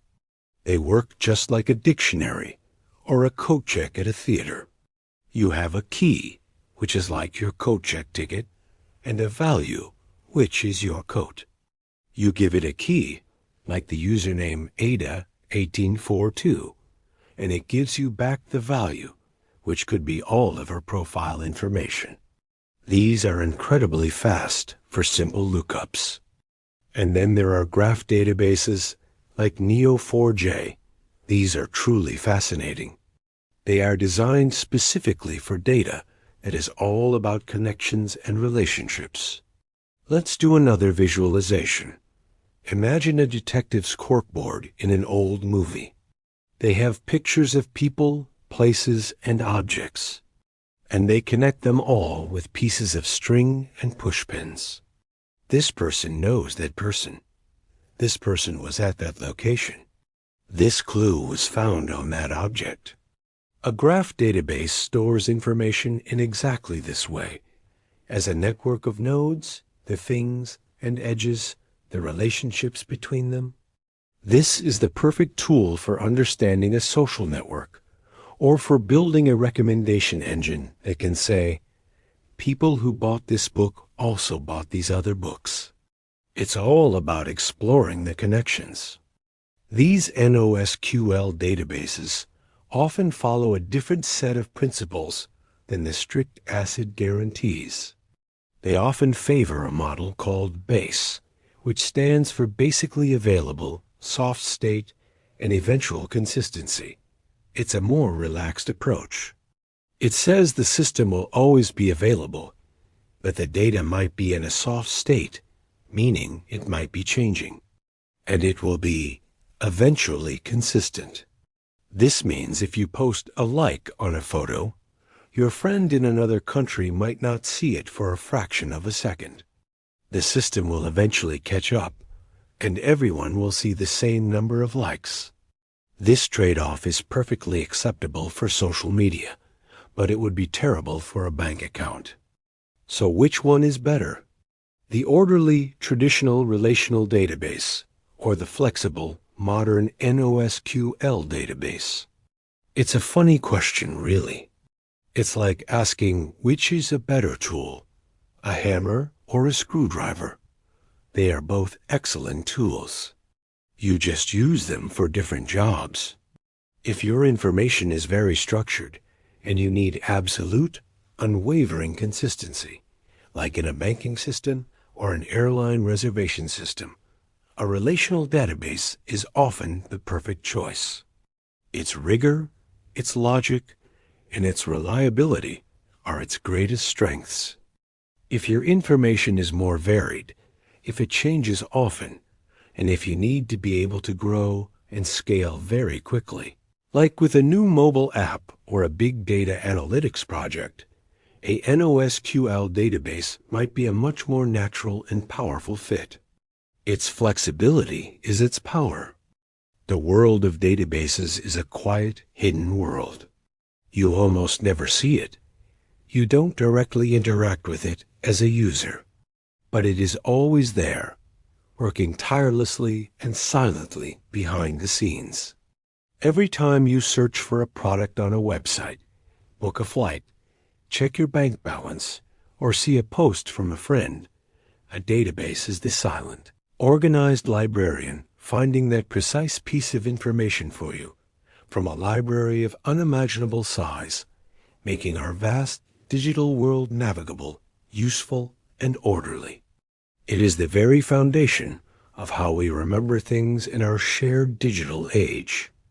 Now we have built this incredible world, a world of information, of connection, of shared data. We have our powerful computers, our elegant algorithms, and our beautiful, organized libraries. This digital world holds our personal messages, our financial information, our professional lives, our precious memories.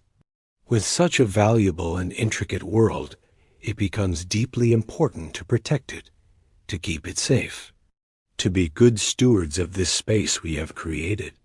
This is the role of cybersecurity. Now, this is a topic that can sometimes be presented in a way that causes worry or anxiety. We hear stories in the news of attacks and breaches and digital threats. But I want us to think about it in a different, more peaceful way. Let us reframe it together. Let's think of cybersecurity not as a constant, stressful battle, but as an act of care. Think of it as guardianship. It is the gentle and thoughtful art of creating safe, trustworthy, and peaceful digital spaces for everyone. Let's use a simple analogy. Imagine your own home. You have a front door. You have a good lock on that door. You might close the curtains at night for privacy.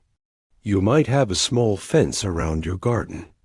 You do these things not because you live in a state of constant fear, but because you want to create a space that is safe, comfortable, and private for you and your family.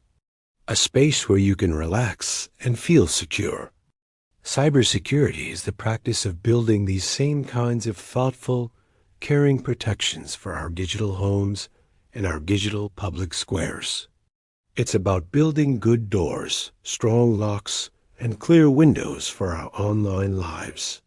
Let's gently explore a few of the core ideas of this gentle guardianship.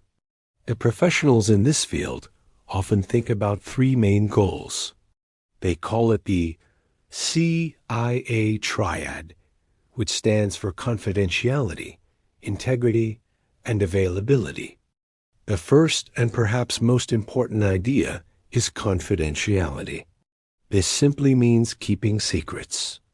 It is the promise that private information is only seen by the people who are supposed to see it. It is the digital equivalent of a sealed envelope. The main tool we use to achieve this confidentiality is called encryption. Encryption is a beautiful and ancient idea. It is the science of secret codes and ciphers. The basic idea is to take a message, a plain, readable message like, "Hello, my friend," and scramble it up in such a way that it becomes unreadable nonsense to anyone who doesn't have the secret key. Let's imagine a very simple secret code, the kind you might have invented with a friend as a child. Let's say our secret key is shift every letter forward by 3 places in the alphabet. So A becomes D, B becomes E, and so on. Using this simple rule, our message hello would become core. This scrambled message, core, is the encrypted text. It's meaningless to anyone who happens to see it. But if your friend knows the secret key, shift back by 3. They can easily unscramble it and read your original private message. Modern computer encryption is, of course, vastly more complex than this.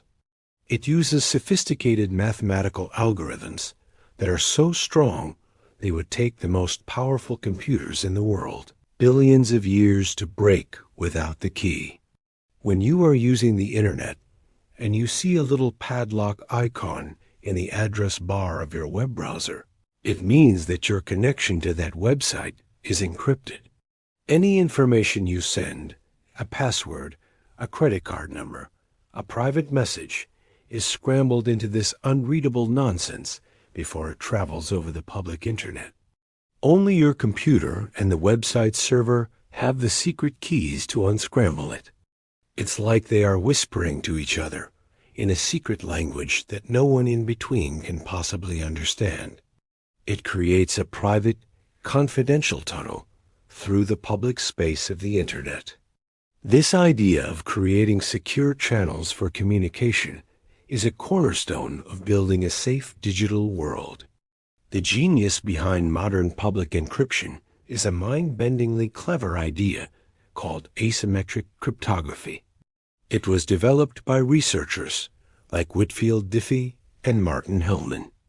The idea is that you have two keys, not one. A public key, which you can give to everyone, and a private key, which you keep absolutely secret. The analogy is a special kind of mailbox.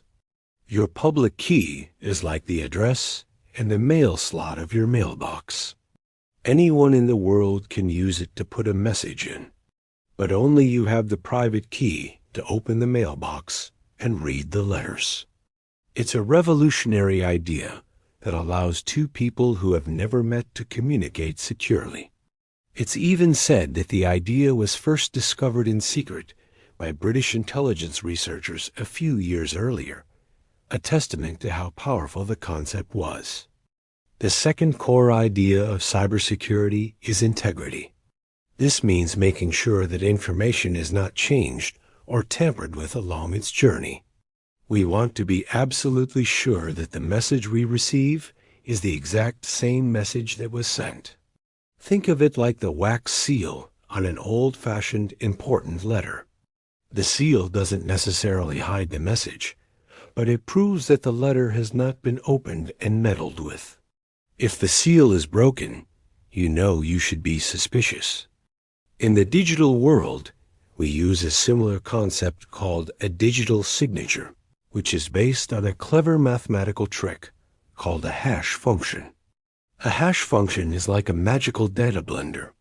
You can put any digital file into this blender, a single word, a whole book, a piece of software, a movie, and it will produce a short, unique fingerprint for that data. This fingerprint is called a hash. If you change even one single letter, one tiny bit of the original file, and run it through the blender again, you will get a completely different fingerprint. It's a way to verify, with almost perfect certainty, that a file is authentic and unaltered. When you download a piece of software from a reputable company, it often comes with a digital signature, which is our modern mathematical wax seal, assuring us that it is genuine. The third core idea is availability. This simply means making sure that our systems and our information are available to us when we need them. It's not enough for a bank's website to be secure if it's constantly crashing and we can't access our own money. This part of cybersecurity is about building resilient, robust, and reliable systems. It's about having good backups in case something goes wrong. It's about designing networks that can handle a lot of traffic without falling over. It's about making sure the digital doors to our banks, hospitals, and schools are always open for the right people at the right times. This concept of building highly reliable systems has a long and noble history. We can look back at a true pioneer in this field, a woman named Margaret Hamilton. She was the lead software engineer for the Apollo space program, the incredible project that sent human beings to the moon. She and her brilliant team had to write the code for the onboard flight computers of the Apollo spacecraft. This code had to be more than just correct. It had to be perfect. There was absolutely no room for error. A software crash during the mission could have been catastrophic. She and her team pioneered techniques for designing software that was incredibly reliable and fault-tolerant. The system was designed to detect if it was getting overloaded and to automatically prioritize the most important tasks. In fact, during the final tense moments of the Apollo 11 moon landing, the computer was being flooded with extra, unnecessary data from a piece of radar equipment. An alarm went off in the cockpit. The astronauts' hearts must have been pounding. But thanks to Margaret Hamilton's robust design, the system didn't crash. It recognized that it was being asked to do too many things at once, so it intelligently ignored the less important tasks and dedicated all its power to the absolutely critical job of landing the spacecraft safely. Her work was a profound form of cybersecurity. It was about ensuring the integrity and the availability of a life-or-death system. It was about building for safety and for trust. The world of cybersecurity is also home to other unexpected pioneers. Think of Hedy Lamarr, the famous Hollywood actress from the 1940s. In her spare time, she was also a brilliant inventor. During World War II, she co-invented a system called frequency hopping to guide Allied torpedoes. The idea was to rapidly switch the frequency of the radio control signal, making it impossible for the enemy to jam. This foundational idea of secure, interference-proof communication is a key concept that is still used today in our modern Wi-Fi and Bluetooth technologies. So, cybersecurity is a field built on these caring principles: confidentiality, our secrets, integrity, our trust, and availability, our access. The people who work in this field are the guardians of our digital world. They are the digital architects designing strong doors and good windows. They are the friendly security guards who watch over our digital public squares. They are the reliability engineers who work tirelessly to make sure the lights stay on. It's a field that requires a deep understanding of technology, but also a deep understanding of people, because security is often as much about human behavior as it is about code. It requires you to think creatively, like a puzzle solver, always anticipating problems before they can happen. It is not about building walls to keep people out. It is about building safe, well-lit, and welcoming spaces where we can all work, play, learn, and connect with each other, with confidence and with peace of mind. It is a quiet and constant act of digital care. We have built these powerful computers. We have filled them with useful, organized information. We have taken great care to make them secure and trustworthy. But there is one more crucial and wonderfully human element to our story. How do we, as people, as human beings with hands and eyes and thoughts and feelings, actually use them? How do we make these incredibly complex machines, with their billions of transistors and their arcane lines of code, feel natural, intuitive, and even joyful to interact with? This is the beautiful and empathetic field of human-computer interaction, or HCI. HCI is not just about where to put the buttons on a screen, or what color to make a logo. It is a deep and thoughtful exploration of the relationship, the conversation between people and technology. It's a place where computer science meets psychology, design, sociology, and even art. The guiding principle, the North Star of HCI, is to design technology that works for humans, not the other way around. Technology should adapt to us, not force us to adapt to it. Let's do a little visualization together to understand this. Imagine you are approaching two different glass doors. The first door is just a flat sheet of glass. There is a small metal plate on it, but no handle, no clues, nothing to tell you what to do. Do you push it? Do you pull it? Do you slide it sideways? You might have to try all three before you figure it out. Using this door is a small, frustrating puzzle. It makes you feel a little bit foolish. This is an example of poor design. Now, imagine the second door. This door has a large vertical bar on one side. Your hand instinctively knows what to do. You grab the bar and you pull. On the other side of the door, there is a flat plate. Your hand instinctively knows to push it. This door is easy to use. Its design communicates its function clearly and effortlessly. You don't even have to think about it. This is the very essence of good human-computer interaction. It's about designing things, whether they are physical doors or digital interfaces on a screen, that are discoverable, understandable, and a pleasure to use. For the first few decades of computing, HCI was not a major focus. Computers were tools for experts, for scientists and engineers. To use a computer, you had to be one of them. You had to learn long, complex, unforgiving text commands. The computer made absolutely no effort to meet you halfway. It was like that first, confusing door. The user was expected to do all the work. But then, a group of true visionaries began to ask a different and much more interesting question. What if we designed computers for everyone? For artists, for children, for grandparents, for people in every walk of life? This question changed everything.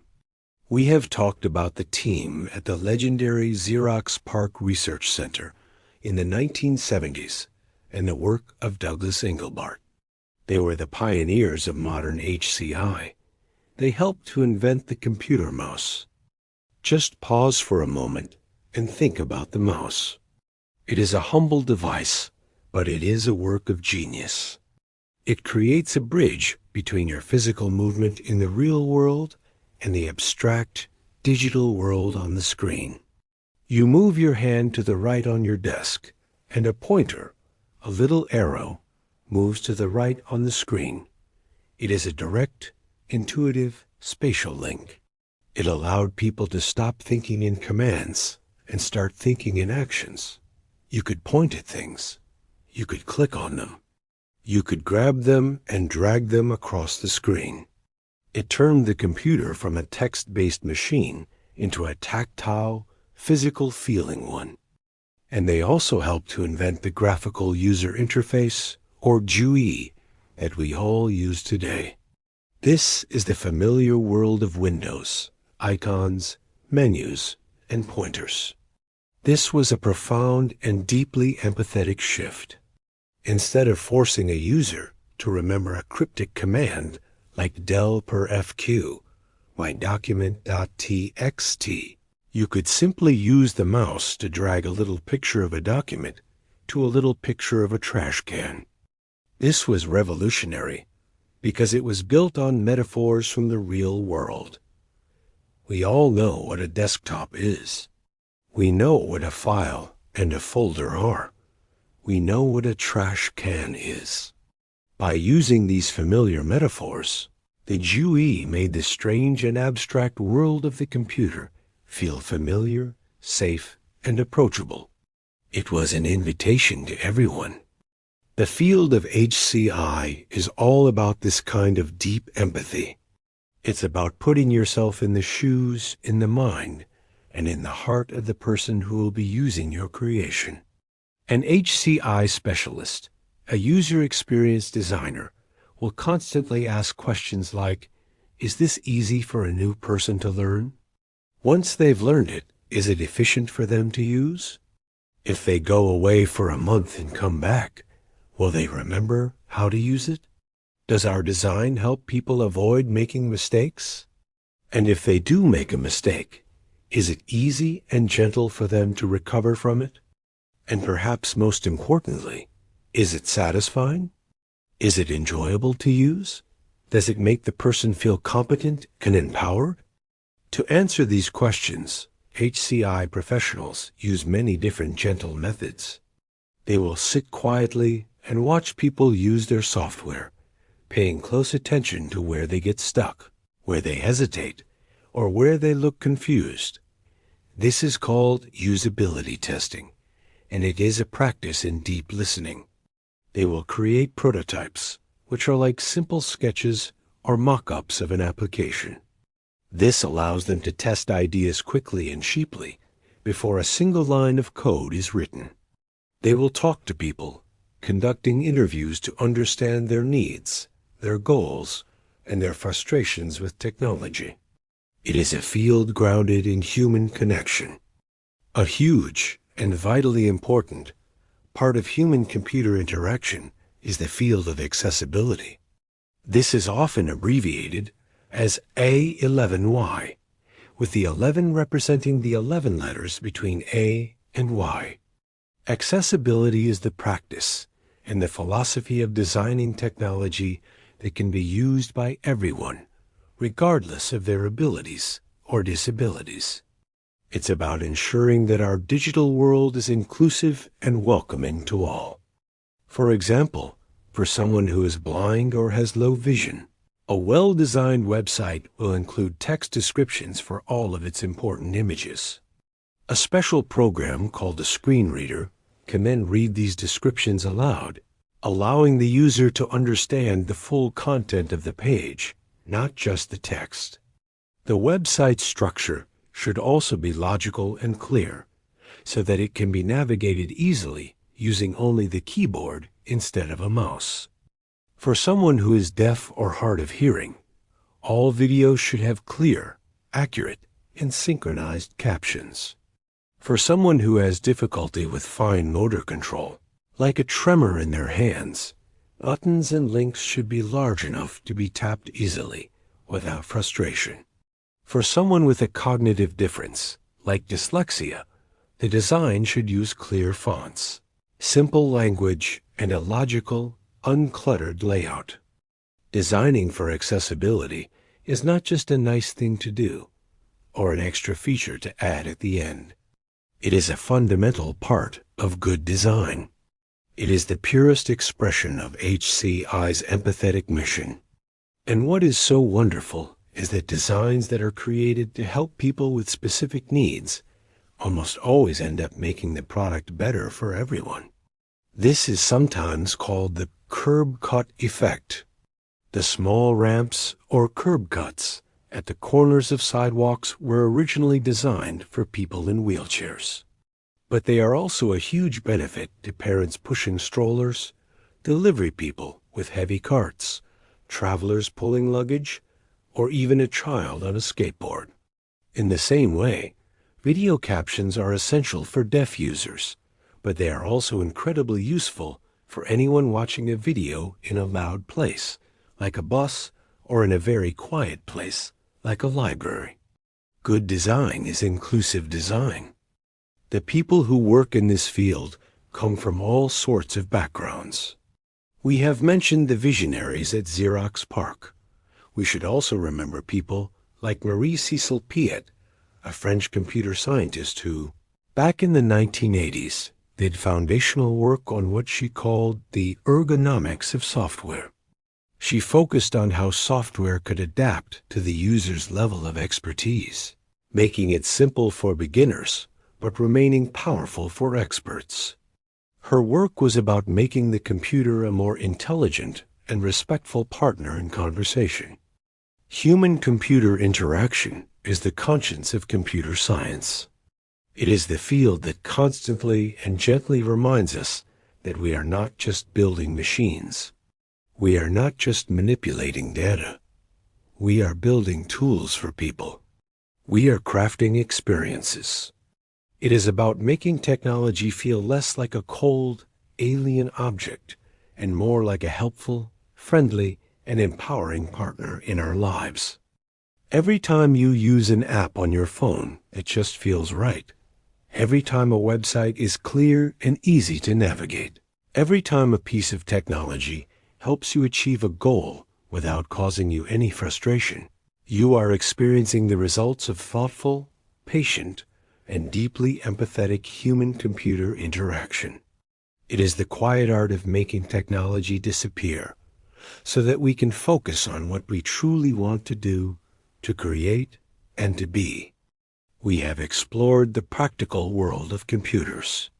We have seen how they are built, how we store information in them, how we program them, and how we interact with them. Now, let us take a gentle step back from the practical. Let us drift together into a more abstract, a more philosophical realm. Let us allow our minds to float up to a higher vantage point, and let us ask some bigger, deeper questions. What is a computer, really, at its most fundamental level? What does it even mean to compute something? Are there limits to what can be computed? Are there puzzles that no computer, no matter how powerful, no matter how fast, can ever hope to solve? These are the kinds of profound questions that fascinate theoretical computer scientists. If all of computer science were a great, magnificent tree, then theoretical computer science would be the roots. It is the deep, unseen, mathematical foundation upon which everything else, the trunk, the branches, the leaves, is built. It is a field that is less concerned with building actual, physical computers and more concerned with understanding the very nature, the very essence of computation itself. It can seem a bit abstract, a bit distant from our everyday lives, but it is filled with ideas of breathtaking beauty, elegance, and importance. Let us gently explore a few of them together. One of the first big ideas in this realm is automata theory. Automata is just a fancy, classical-sounding word for machines. But here, we are not talking about physical machines made of metal and plastic. We are talking about abstract, mathematical machines. They are simple models of computation that we can reason about with pure logic. Let's imagine the simplest possible kind of machine. Imagine a little device that can read a sequence of symbols, like letters or numbers, one at a time. This little device can be in one of a few different states, and based on the symbol it reads, it can switch from one state to another, following a simple set of rules. Let's think of a turnstile at a subway station. It is a perfect real-world example of one of these simple machines called a finite automaton. A turnstile really only has two states, locked and unlocked. Let's imagine we are in the locked state. If you try to push the turnstile, this is an input. The rule says, stay in the locked state. Nothing happens. But if you are in the locked state and you insert a coin, this is a different input. The rule says, switch to the unlocked state. Now you are in the unlocked state. If you now push the turnstile, the rule says, let the person through and switch back to the locked state. This is a simple automaton. It's a machine that follows a clear set of rules to move between a finite number of states based on the input it receives. Theoretical computer scientists study these abstract machines to understand what kinds of problems they can solve or what kinds of patterns they can recognize. A simple machine like our turnstile can be used as a model for a program that checks if a password is valid. More complex abstract machines form the basis of how compilers, the translators for our programming languages, are able to read and understand the structure and grammar of our code. It is a powerful way of breaking down complex problems into a series of simple states and rules. This exploration of simple machines leads us to the next profound area, computability theory. This field was pioneered by the brilliant and visionary English mathematician Alan Turing back in the 1930s. This was long before any real electronic computers existed. Turing was not trying to build a machine. He was trying to answer a deep philosophical question posed by mathematicians. What does it mean for a problem to be computable? Is there a formal mathematical way to define what an algorithm or a mechanical procedure is? To explore this question, he invented an abstract machine in his mind. It is a machine of pure thought. It is now called the Turing machine. Let's visualize this machine together. It is very simple. Imagine a machine that has a tape. This tape is infinitely long, stretching out in both directions. The tape is divided into squares. Each square can either be blank or have a symbol written on it, like a 1 or a 0. The machine itself has a head, which can look at one single square on the tape at a time. This head can do 3 very simple things. It can read the symbol on the square, it can write a new symbol on the square, and it can move the tape 1 square to the left or 1 square to the right. The machine also has a small memory, which keeps track of its current state. And finally, the machine has a set of rules. The rules are very simple, like, if you are in state A and you read the symbol 1 on the tape, then write a 0. Move the tape to the right and switch to state B. That's it.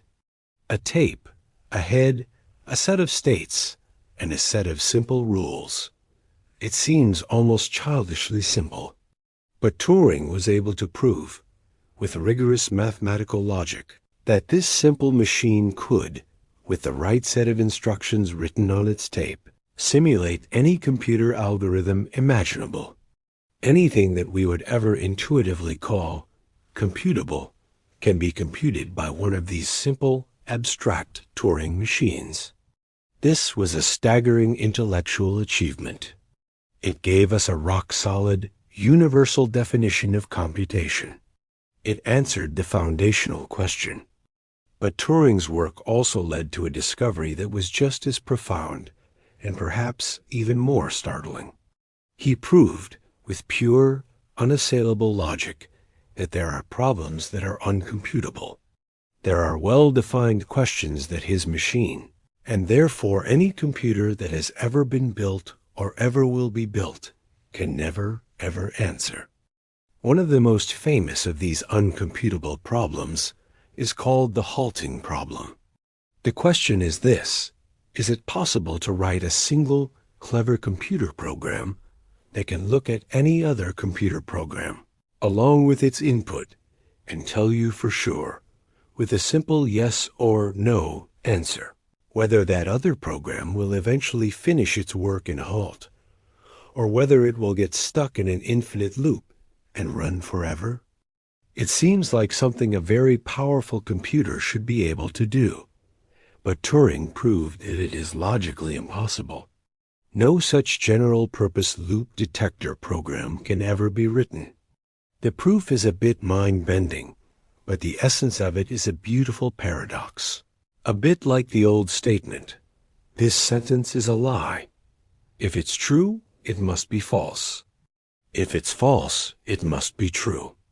Turing imagined what would happen if you created a mischievous program that used this hypothetical halting detector on itself, and then did the opposite of what the detector predicted.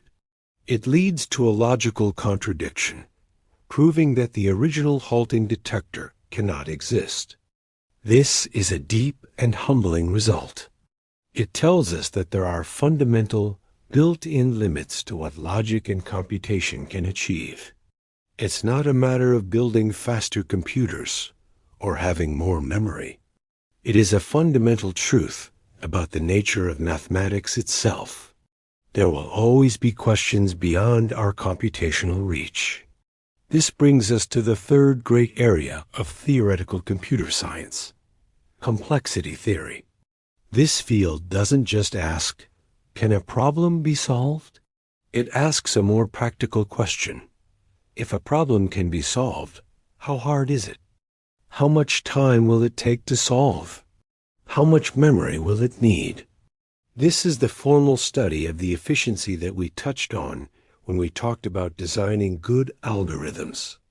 Complexity theory classifies problems into different categories, or classes, based on how their difficulty grows as the size of the problem gets bigger.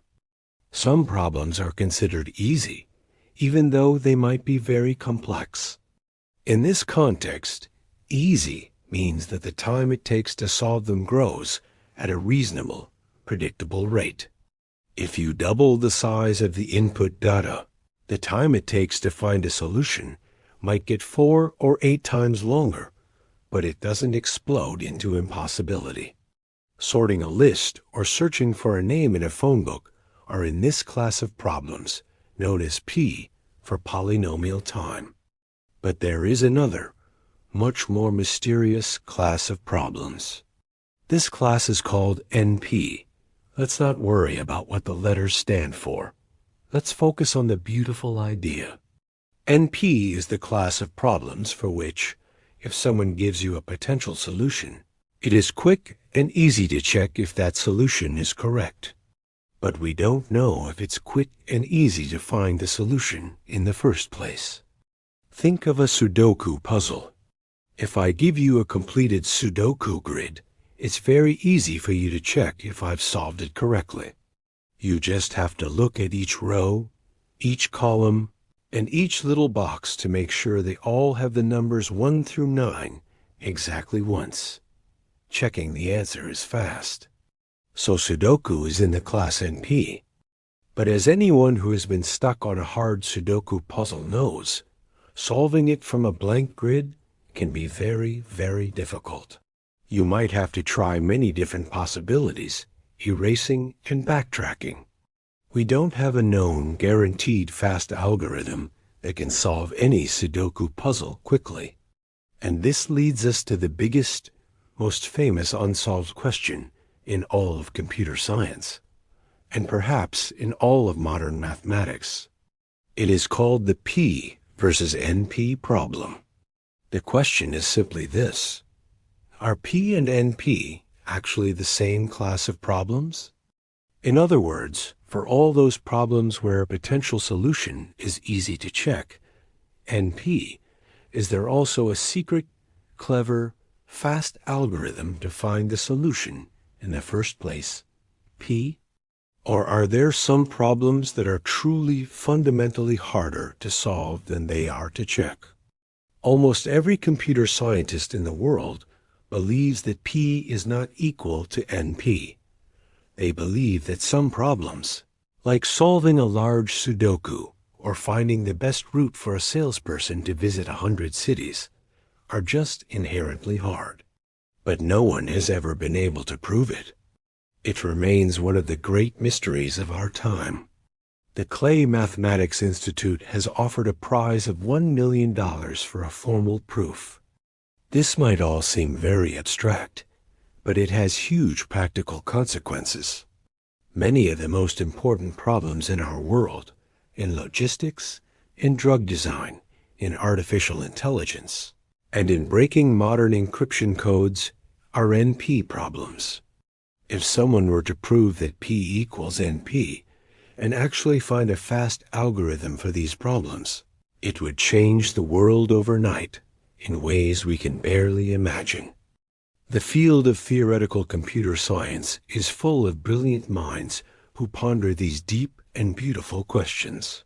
One such mind is Shafrira Goldwasser, an Israeli-American computer scientist who has done groundbreaking work in complexity theory and its connection to cryptography.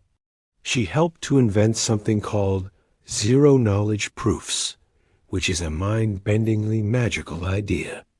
It's a way for you to prove to someone else that you know a secret, like a password or the solution to a puzzle, without revealing anything about the secret itself.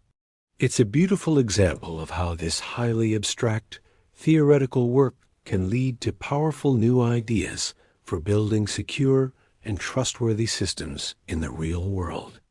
So, theoretical computer science is the poetry of pure logic. It is a field of deep thought, of beautiful proofs, and of profound, humbling mysteries.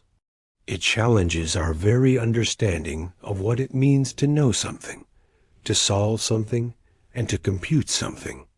It is the quiet, contemplative soul of the entire field, providing the deep, strong roots of understanding from which all the practical applications of technology grow. Let us end our gentle journey in a place of pure wonder and visual delight.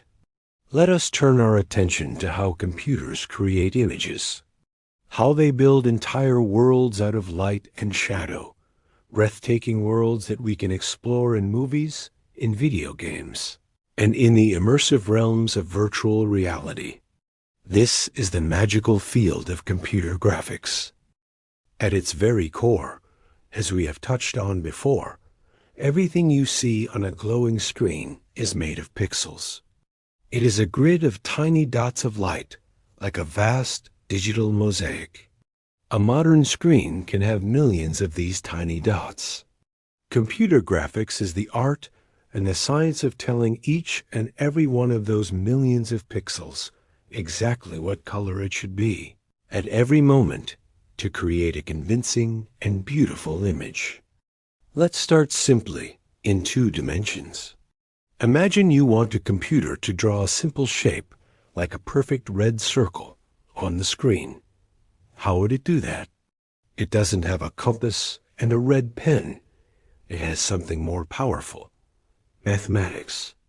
A computer program knows the mathematical equation for a circle. It would go through its grid of pixels, one by one, and for each pixel, it would perform a quick calculation. Is the coordinate of this pixel inside the boundary defined by the circle's equation, or is it outside? If the pixel is inside the circle, the program tells it to turn red. If it's outside, it leaves it alone. By doing this for all the pixels, a perfect circle appears on the screen. This is the basic idea behind vector graphics. We describe shapes not as a collection of pixels, but as a mathematical recipe.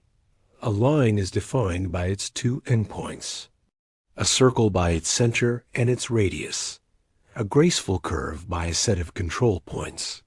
This is a very powerful way to create things like logos, fonts, and illustrations.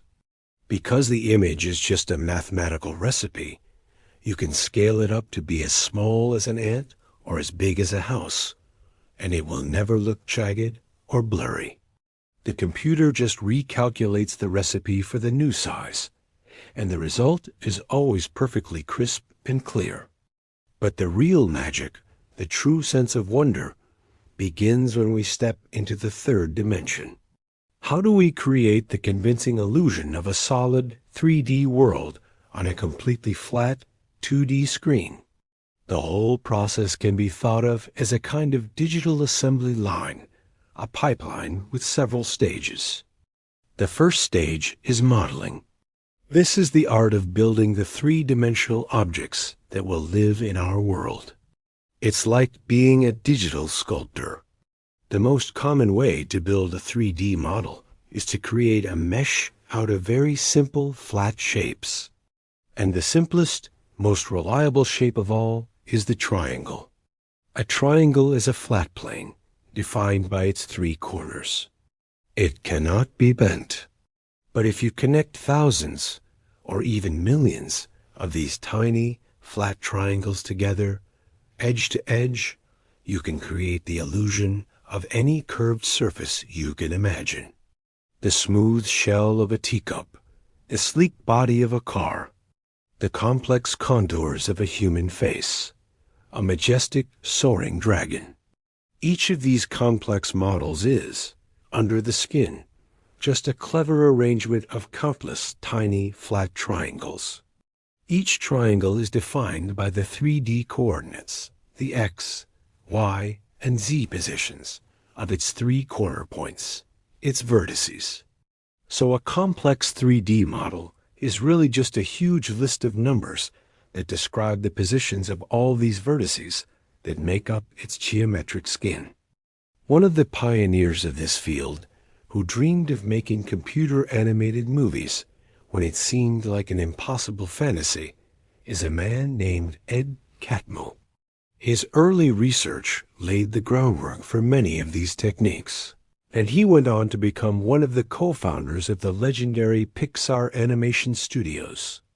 A fun piece of history from this era is the Utah teapot, a simple but elegant 3D model of a teapot created by a researcher named Martin Newell.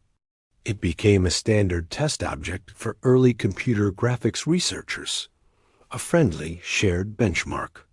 It still pops up as a little inside joke in movies and games today. So now we have our 3D model, our beautiful digital sculpture made of triangles. But it doesn't look real yet. It might just look like a see-through wireframe skeleton, or maybe a flat, plastic-looking gray object. We need to give it a surface. We need to paint it. The next stage is texture mapping. This is where we can wrap a two-dimensional image onto the surface of our three-dimensional model. It's like applying a very precise, custom-fit digital wallpaper to our object. We could wrap a photograph of wood grain onto a model of a table, or a painting of shimmering scales onto our model of a dragon. This gives our objects color, detail, and personality. But the final, most magical, and most computationally difficult stage is rendering. Rendering is the process of taking our complete 3D scene, with all its models and textures and a virtual camera to look through, and calculating the final 2D image. It is the process of adding light. This is where art and physics come together in a beautiful dance. To make a scene look real, the computer has to simulate, as best it can, the way light actually works in the real world. Let's do one last visualization. Imagine our 3D scene. We have a table, and on it sits our teapot. Now we place a virtual light source in the scene, a digital sun or a single light bulb. The computer's job is to figure out what our virtual camera would see. One of the most powerful ways to do this is an algorithm called ray tracing. It's a beautifully simple idea. For every single pixel on the final screen, the computer shoots an imaginary ray of light backwards from the camera's eye out into the scene. It follows that ray of light until it hits an object. When the ray hits our teapot, the computer starts asking a series of questions. What is the texture and color of this exact spot on the teapot? Is this spot directly illuminated by our light source? Or is it blocked by something else, putting it in shadow? What is the surface of the teapot like? Is it a dull, diffuse surface, like unglazed ceramic? Or is it shiny and specular, like a polished glaze? If it's shiny, the ray of light might bounce off like a mirror. The computer then has to follow that bounced ray to see what it hits and what color it picks up from that reflection. Is the object transparent like glass? If so, the ray of light will pass right through it, maybe bending a little bit as it does. The computer then has to keep tracing the ray's path through the object and out the other side. The computer performs this incredible sequence of calculations for every single pixel on the screen. It calculates all the light, all the shadows, all the reflections, all the refractions. It is an immense, a truly staggering amount of calculation. This is why rendering a single, high-quality frame for an animated movie from a studio like Pixar can take many hours, even on a huge farm of thousands of powerful computers working together. To create a movie, this entire process is repeated 24 times for every single second of film. The life's work of people like Ed Catmull and many other brilliant researchers and artists has been to invent ever more clever and efficient algorithms to simulate the complex physics of light. They work to capture the subtle details that convince our eyes of reality. Things like soft shadows, and indirect illumination, the way light bounces off a red wall and casts a gentle reddish glow onto a white floor nearby. But computer graphics is not just for movies and games. It has become an essential, transformative tool in so many other fields. Architects use it to create stunningly realistic virtual models of buildings, allowing clients to walk through and experience a space long before a single brick is laid. Doctors and surgeons use it to take the flat, 2D slices from a CT or MRI scan and reconstruct them into a fully interactive 3D model of a patient's organs. This allows them to plan complex, life-saving operations with incredible precision. Scientists use it to visualize massive and complex datasets, allowing us to see and understand things that would otherwise be just a sea of numbers. We can see the swirling weather patterns of a hurricane, the intricate folding of a protein molecule, or the majestic collision of distant galaxies. Computer graphics is a field of incredible beauty. It is perhaps the most perfect fusion of art and science. It takes the rigorous, formal logic of mathematics and the unyielding laws of physics, and uses them as a brush to create images of breathtaking wonder and profound insight. It allows us to make the invisible visible, to explore worlds we can never visit, and to bring the boundless landscapes of our own imagination to life in shimmering, luminous detail. It is, in a very real and beautiful sense, the art of painting with pure, mathematical light. And so, our journey through the fascinating science of computing gently comes to a close. We started with the simple human idea of a recipe, an algorithm. We saw how these recipes work with organized ingredients, our data structures, from a simple shelf to a vast network of stars. We floated into the world of artificial intelligence, not as a world of cold machines, but as a world of learning, of systems that can discover patterns, inspired by the very workings of our own minds. We walked through the disciplined and careful world of software engineering, appreciating the art of building strong, reliable bridges of code, guided by pioneers like Margaret Hamilton. We surfed the invisible currents of the network, seeing our messages broken into tiny packets and sent on a global relay race, a postal service for thought, built on a foundation of trust and cooperation. And we came to rest in the heart of the machine itself, with the operating system, a silent, graceful conductor, ensuring that all the parts of the orchestra play in perfect harmony. What is so wondrous about this field is that it is all in the end built from thought.